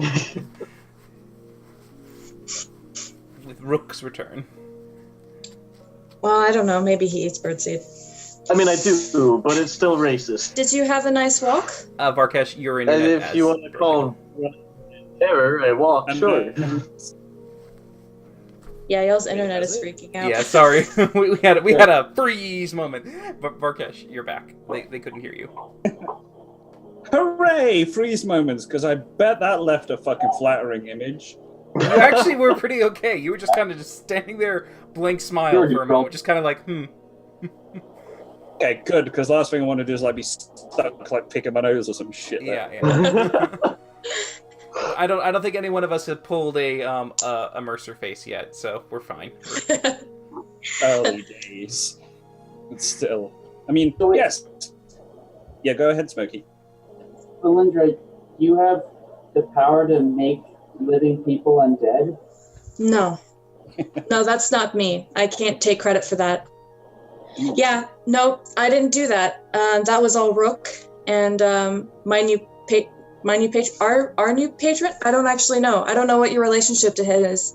Maybe you guys are just good buddies. I don't know. Well, nothing yet, but I intend to try to converse with it. Oh, I'm sure you do. No. Can I just exercise you? Bit of cardio, bit of weights. Wait, I don't think that's what that means. Of course it means that. That and I posted. Well, it also means that, Varkesh, you can't cast Turn Undead anymore, even if Winnie is out of area of effect, unless Rook is out of area of effect as well. Well, I mean, Rook didn't explode. Like, that's what happens to Winnie, right? When you cast that. So Rook at least isn't gonna, die from it. Right, but I don't want him running away 900 feet in the middle of a battle either.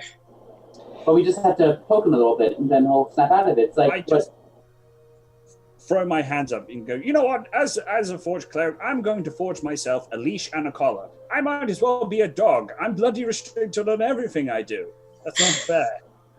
Well, you do know, and you can assess from a bit of some of the previous actions that Varkesh has done, and also from the beginning of this day, when he did his first turn undead, Smokey, you were outside. It didn't seem to impact Rook. Rook could neither hear nor see what Varkesh did. So he didn't seem to be affected at the time. So as long as he's ignorant of the channeled divinity, he won't be impacted by it.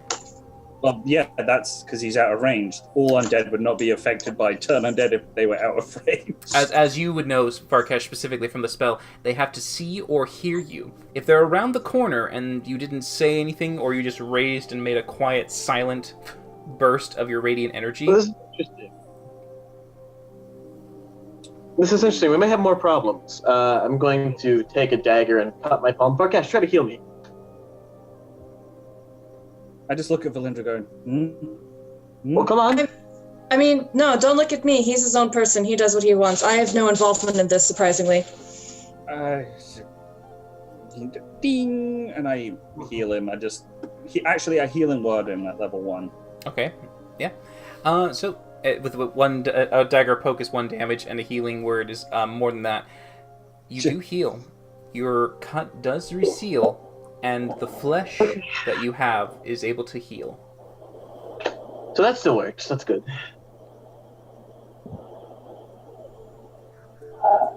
Is there someone we can ask about this? Ooh, I can call Big Daddy Dragon. This will be good, hopefully. Well, the problem is that we don't know exactly who or what is doing this.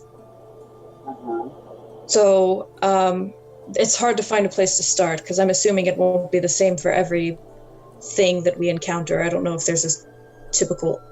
Would I know anything about any sort of exorcism, ritual, or any...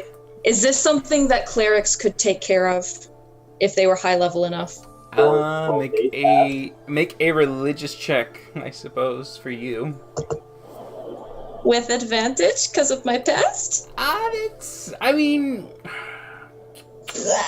I don't know if that deity necessarily is the best at exercising in a way. Well, no, I just meant like growing up around clerics. All right, fine, sure. I'll give you advantage because I know your rolls always suck. Hey, not Well, I mean, did you really need it? Did you really need it? I could have given you disadvantage. I think that would have been more of a punch to the gut. No, don't take this away from me. Okay, all right. this. All right, natural 20. So, okay. You do know from just calling and recalling back to any of the information you had tried to learn a little bit from the teachings in your own temple studies, as well as just from understanding the general nature of the divine and gods. But you also recall other bits of information that begin to aid in your understanding. You recall the information from the books that you uncovered from Jin's library, as well as in the city of Alniel, that allowed you to link the actual records of the liches that you were trying to understand. And you do know that there has been a link before where when a being, an entity of that kind of nature, does plague or inhabit any part of the world, it tends to leave its essence as almost a taint. And those who usually are afflicted by it sometimes retain that necrotic essence inside them.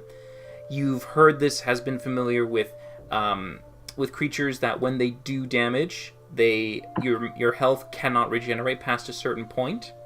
A specific type of undead mummified creature you've heard before, when you have its touch grip onto you, you cannot recover from its diseased plague. There is this thing where creatures of that nature, when they leave a mark on you, it stays and it's in there. And creatures that do that can somehow be repelled or removed from the body, but it does take a high amount of experience or a great deal of coin to pay someone to be able to eliminate the presence that sometimes permeates the flesh. Do I know if anyone that I know could help? Should we make a history check and just see if you get another nat 20? I would really rather not. Go for it. But if you say that I must, then I must. For specifics history. If it's a nat 20, I'm gonna. Is it with advantage? No, we're just gonna do it flat this time. Damn it! Okay. You do know that there are those in Alniel specifically that are capable of casting these greater restorations upon individuals who seek the help of their gods or deities. You don't necessarily recall a single name for any one person that you've interacted with who's done this before, but you do know that a variety of the temples there, each devoted to a different deity, can provide the same solution. Some do it in different ways, some might have different methods and practices of how they go about it, but yeah. Okay, so I don't know of anyone specifically at the temple. Yeah. I don't know if you're high enough level. Is there any information you might want to tell lovely Blue Varkesh, maybe? I mean, yeah, she's gonna... Okay, well, we can get rid of it. It's gonna take a high-level cleric. I know where we can find some. Obviously, you can find them in any temple. And right here. I mean, Varkesh, are you powerful enough? Oh, yes. I don't know why you're in such a rush to get this removed. This is an opportunity to learn. To very gently close his beak. No, you're right, Brooke. We should let this linger. Yeah, undead is a good look for you. Can't wait till all your feathers start falling out. That's gonna be fun. I look at my feathers. What do they look like? Some of them are pushed back, and they look to be out of sorts, as if someone brushed them the wrong way. They're tweaked, like bad cowlicks. It's the first symptom. Yeah, I mean, if you want to walk around undead and kind of possessed, then I guess that's your choice. Obviously, I can't make you do anything that you don't want to do. You're going to do whatever you want, but, just my recommendation.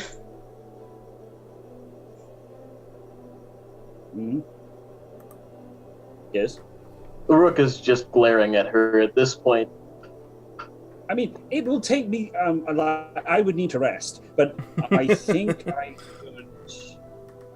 Wow, you can almost cut the air with a giant multitude of flying daggers that I can animate. I could probably do that because, as the DM did say, Greater Restoration at level 5, which I do have one spell slot where I can do it, I can do Greater Restoration. Yay me! Yay! Sauce. That's great. Well, you know, But I It's have to great stick turn. with it. it's up to Rook, I guess, if he wants this. He's got it now. Gently unclamp his beak. I'm going to try one thing first. And he moves away from the party. Please don't do the thriller dance. Nope. I'm gonna follow him. I will stealth and run away. Make a stealth check. Hoods up. Wouldn't it be with disadvantage because he's right there in the open? Well, technically it would be with advantage if he pulled his hood up, but 25 is I did say hood up. Yeah, he did say hood up.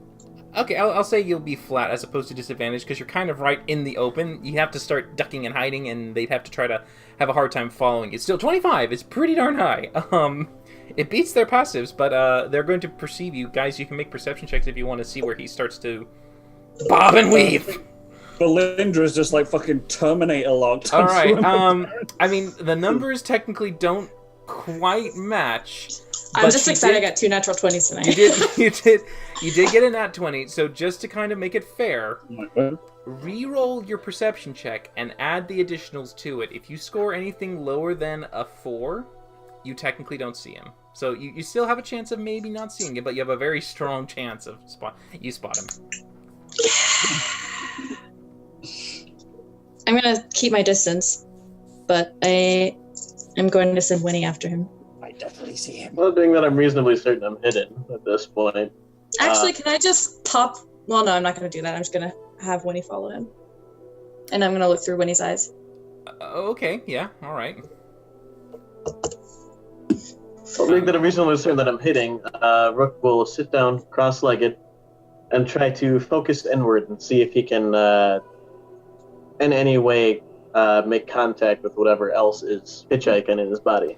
Yeah, so as you kind of start to turn inward and you kind of do this mental discussion in your head, trying to reach out to the entity that you think is there. And as you begin to close your eyes and start to focus and call on him, you do get a soft whisper. A small scattering of sounds. It sounds just like a slight cacophony of whispered voices as they just kind of start to grow a little stronger, and you just kind of hear the... And as they start to invade your ears, you hear the whispers getting a little bit louder, but then they all stop. And you hear one voice. Yes. Ah, there you are. He says nonchalantly. So, who are you? In the caterpillar. Silence is your answer. You don't know whether or not he chooses to not answer, or your connection is broken. You don't know. Hmm.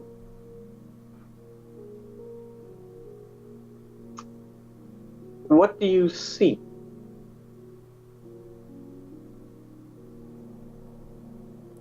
Make a persuasion check.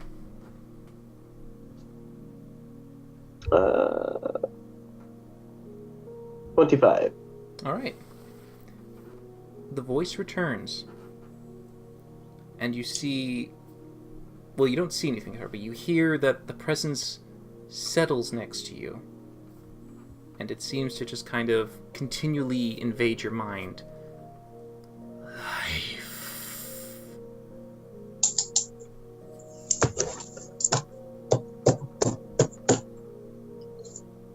Okay, let's slap at the desk. Oh, yeah. Mm-hmm. She's like, And does whatever this situation is with me help you with that?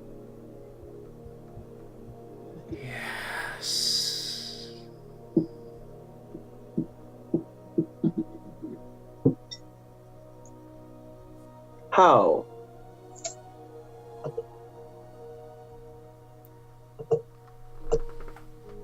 You receive a vision. Instead of an answer given to you, your vision is cut off. Winnie, you arrive, as you can see... Valindra, Winnie arrives, and by peering through his eyes, you can see that Rook's eyes are a very similar pale blue when you start to infuse yourself with the energy and magic of your patron. For you, Rook, you see what appears to be a weird visage of different things coming towards your mind. You can see what appears to be a small bone. It twists in the air and then disappears. Then suddenly something else comes forward. You can see a staff, a long iron rod of dark, cold metal that you can see skulls stacked on top of each other. You recognize this rod. This is something Valindra carries on her person, and as it comes, it then disappears again. A third item comes. A tome appears. And you recognize this as the one that you retrieved and gave back to the dragons. The book vanishes, but instead of dissipating, it rematerializes, but it changes. Instead of the Necronomicon, you see a different book.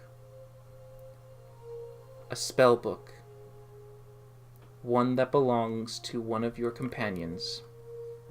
Smokey's. As you see Smokey's book rematerialize, the page opens, and you see the spell. The one he copied from the Necronomicon, brought to your vision, and then your eyes come back to the material realm as Winnie is staring up at you.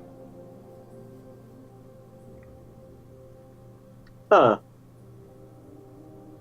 Hello. Don't kill it. Should be mad. You can talk through Winnie if you wanted. Yeah.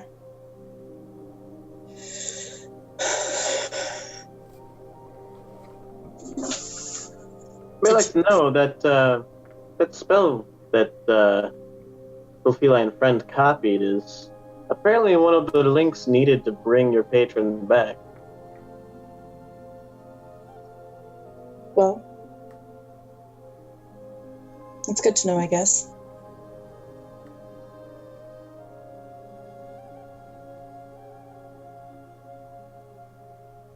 Did you have fun? If you want to call it that. It doesn't matter what I want to call it. Because my term for what you're doing is obviously very different than the term you're using for what you're doing.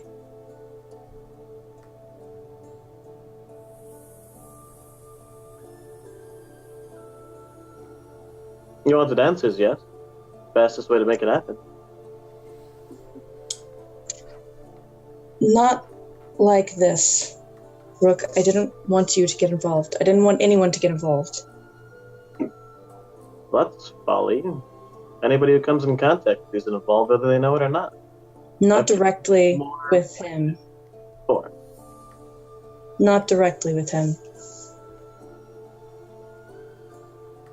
Speaking of, he kind of glanced away. Are you still there? Thinking back internally. Silence. I'm not speaking any longer.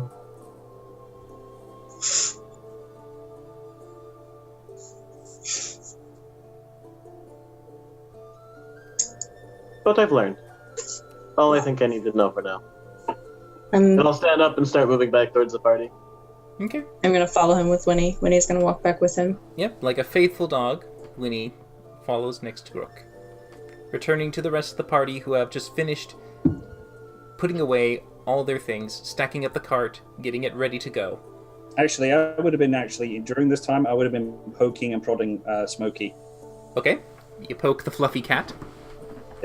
What are you doing? I just I'm so baffled. I don't have all this stuff. I mean, it's nice. It's pleasant. The fur? Yes, it's incredibly pleasant. I mean, it's like the pillows my mother used to make, when she used to go out hunting. She used to rip the animals apart with her bare claws, and then she'd stuff all their fur in a pillowcase. And I'm giving some really nostalgic flashbacks. Mm-hmm. That's great. And maybe we can have a cuddle time, but we kind of need to. I just pull them in for the cuddle. Yeah. I meant later, because we want to get a move on. I don't feel comfortable out in the open anymore. I don't like this. I want to get back to the city. It's okay. I'm not naked anymore. We can cuddle. That definitely does provide me comfort, but so concerned for things outside of your being. But I do understand. This tent does need to be taken down.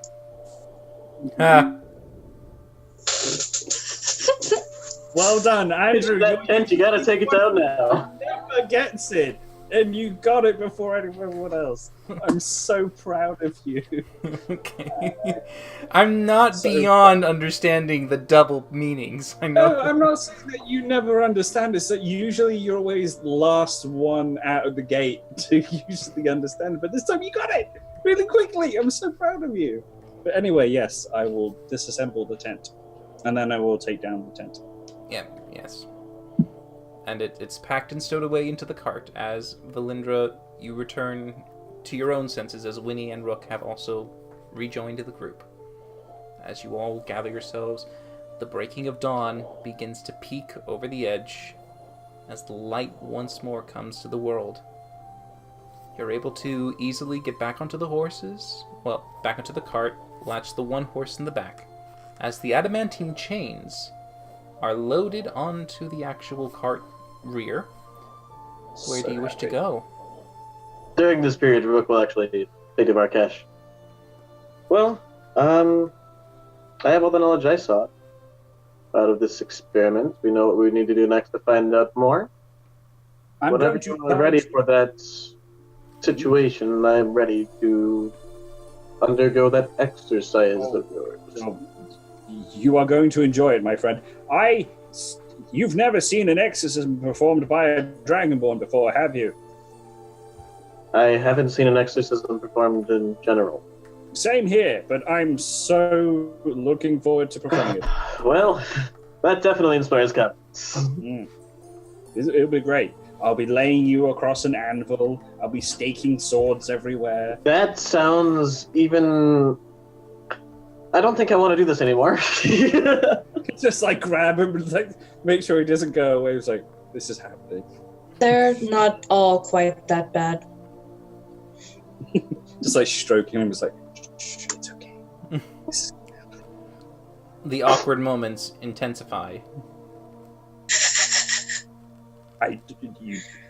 Being naked is optional. I am staying fully clothed.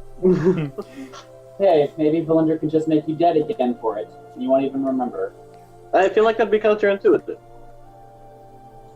Counter and what? Throwing stuff out. Counterintuitive. It would go against what we're trying to make happen. Valindra, you do not look happy. Why? You're getting what you want. No. Since clearly my methodology is wrong. Brooke, you have hurt her feelings. She is concerned for your Budgeree-Keat soul. I feel like I've missed a lot by sleeping last night. What happened? Valindra. Okay, so I put Rook to sleep with the feigned death. He woke up and asked me to do it again. I asked why. He said that he had experienced something in the first feigned death, and now he was trying to find out answers for it. And so after quite a bit of persistence, I put him back to sleep with feigned death. And then when he woke up, he was undead.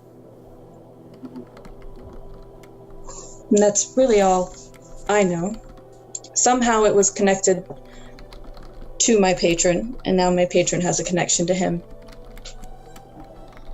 And Rook, you just ran off. Do you mind sharing with the class what that was about? Oh, sure. I wanted to go speak to the fellow on the other end of this connection, away from everybody else. Preferably in a way that would allow me to speak in relative quiet and peace. And so I did. He wouldn't tell me his name, whatever he is, but he said that his goal, all that he is seeking, is a return to life. And to do so, somehow he needs a combination of that spell that you copied and the fingerbone and staff that Valindra carries. So, we have a way to get more answers later if needed. But, for now, this no longer serves a purpose.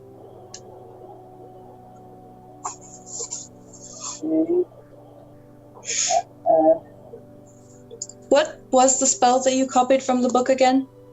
I mean, it was just some variation of raise dead. It was that thing that when that one cultist, he was able to raise a bunch of bodies and they just kept on regenerating over and over again. Right. So like raise dead on steroids. Yes. Raise deaderoids. Raise steroids. Yep. Bakash is speaking out loud again. Oh, God. I mean, and I'll pull out my book and I'll flip to the page where the spell notes are written down.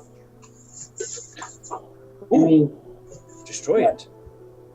Destroy the page. I mean, the dragons have the book that you copied it from, so if you destroy the page that you wrote the thing down on, the Then we lose an opportunity. so inside the birdie here will be like, fuck, I can't do this now. I feel like that would have some consequences. Bring it! If we're talking about something powerful enough to influence the living from the dead, as this one clearly is, I don't think we want to bring it yet. This is something that we should keep to ourselves for when we are strong enough and capable of dealing with the situation. That's nonsense. No one's stronger than the first one. the first But the what? first one is not here. The first one is the dragon he worships. Valindra is very switched on, as well as angry. And you, specifically, Rogue. I'm not angry. That's a lie. I would like to insight check that lie. I'm really not. I'm not angry. He did whatever he thought was best. So. Okay, how about a compromise? I will flip to the page and I will put my hand on the book and I will actually, I don't know if I'm allowed to do this yet. I can make the book invisible. Can I make those pages invisible? Make an Arcana check. Okay.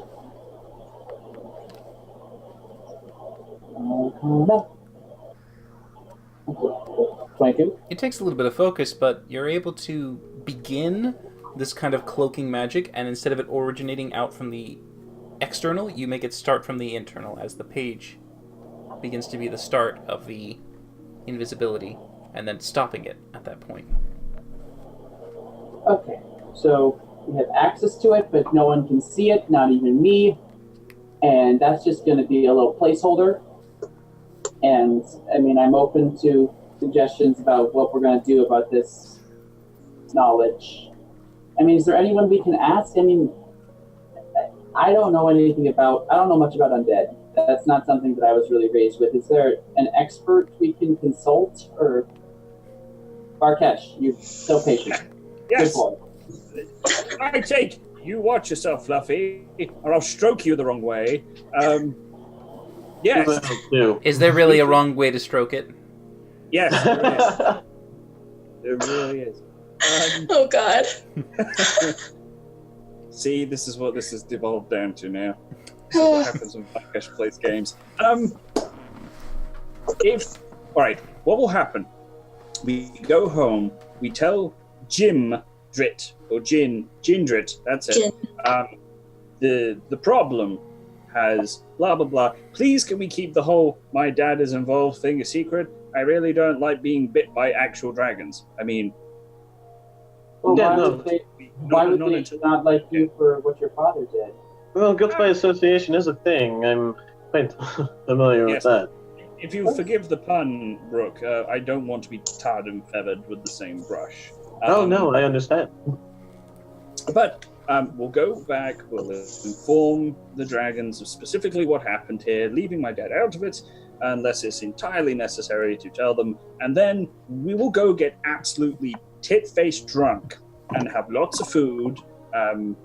Maybe we can pay people for some fornication. There's always a possibility, not a requirement.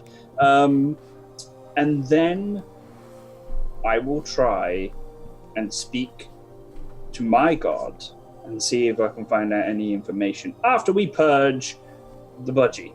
I do think that would be the best first step here. He's communicated what he wants to communicate, but I'm not comfortable with him hanging around any longer if we can avoid it. What do you think? Both of you, Smokey, Valindra. Yeah, I say if, the sooner we can get rid of it, the better.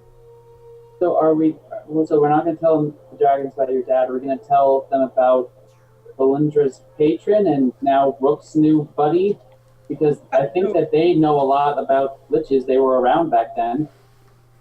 Most likely. I mean, don't tell the part about my dad. You could tell them about the whole creepy underground laboratory made of oogly booglies and the ghouls and the merging of flesh and all that horrible stuff, but I just leave me and my... Yeah. Actually, that skull you're carrying around would be an excellent opportunity to find out more about the operation. Maybe the dragons will have something they want to ask as well. That's a good point. But first, I think we need to do something incredibly important. Okay. And that is a group hug. Bring it in. No, I'm okay.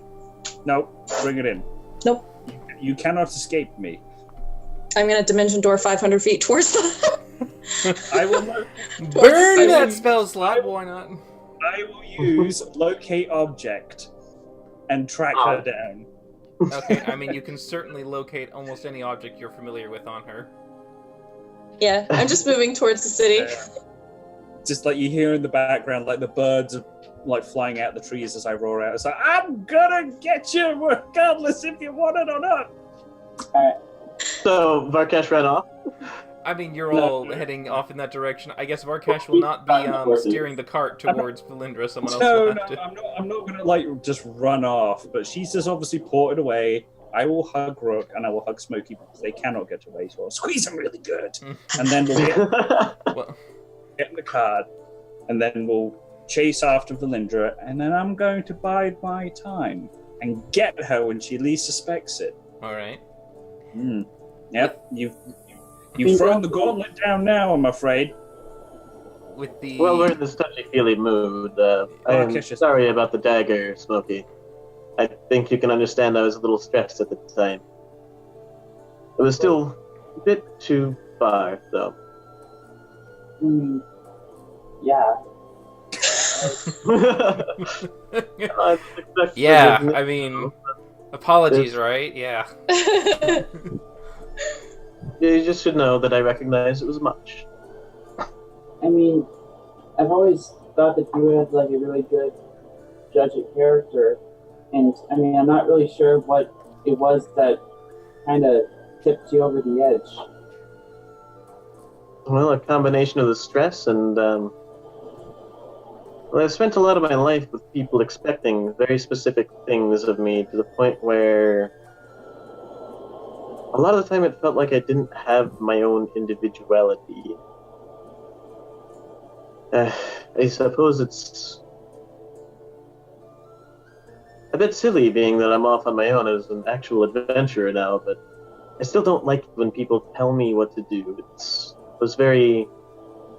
It felt very disrespectful at the time, and I know...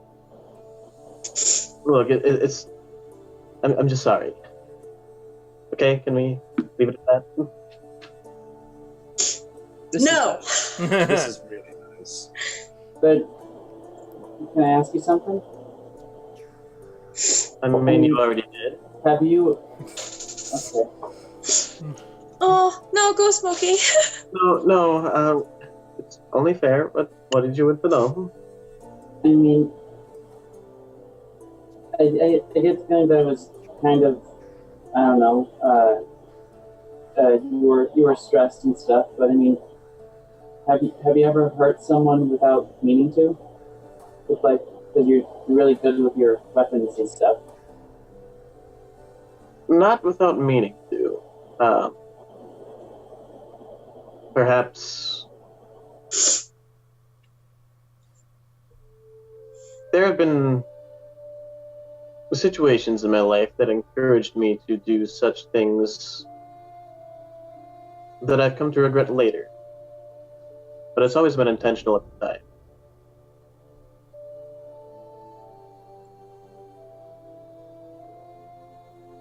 I'm past that time.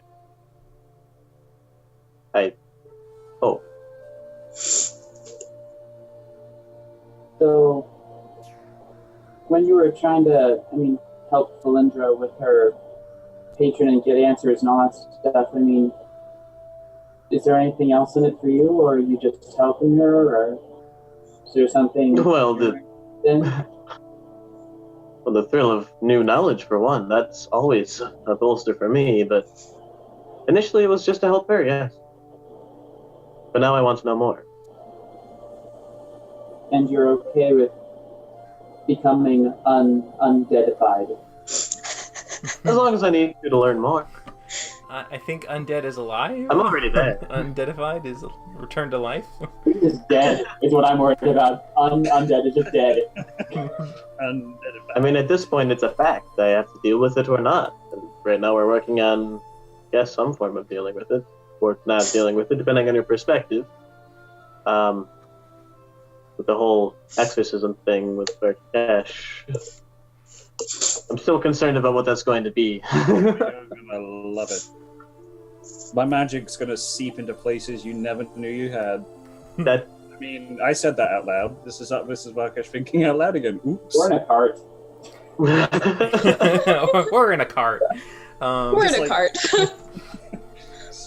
What happens in the cart stays in the cart, but yeah.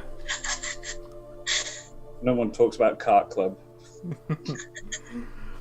But yes, you eventually do, as you make your way back to the road, rendezvousing with Valindra to once more join up. You make your way to Al-Niel, following the road all the way towards the gleaming city as the sun rises up, and you can see the pristine white stone become illuminated by the morning dawn, and everything begins to slowly come back to life as your weary journey has made you finally return, understanding a bit of what had happened to the farmers in the local district, having a bit of proof with the chains, and a story to tell, to recount the adventures and successes that your party had gained for themselves in this little adventure off to the side to help boost the standing of House TL. And as you make your way to the gate, you once more come through. Varkesh, did you remember to memorize sending today? You know what? I'm sick and tired of you always assuming things. You know what? Yeah, I didn't. You didn't? Alright. So, as you enter, you all return back to civilization, feeling quite relieved and secure in the knowledge that you are behind safe, sturdy walls. And you all kind of have this little moment to look at Varkesh. He's just kind of looking at you with a smile. And then you kind of get like that inquisitive, and he's just like... I have no spare change today. And then eventually there's a realization of, oh right.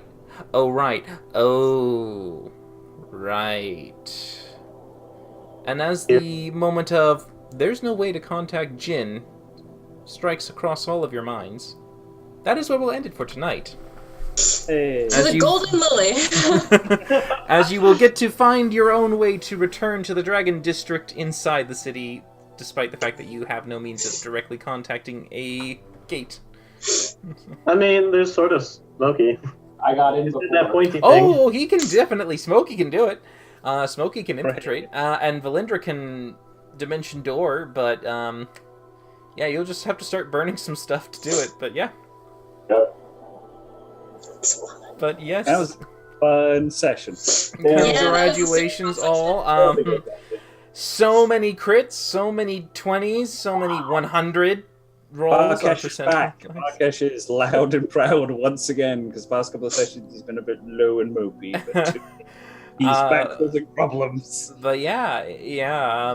Congratulations on not only succeeding and finally finishing up that mission, but on speeding up the side quest that is now your main quest come to light. So I look forward to that because it's now gonna roll.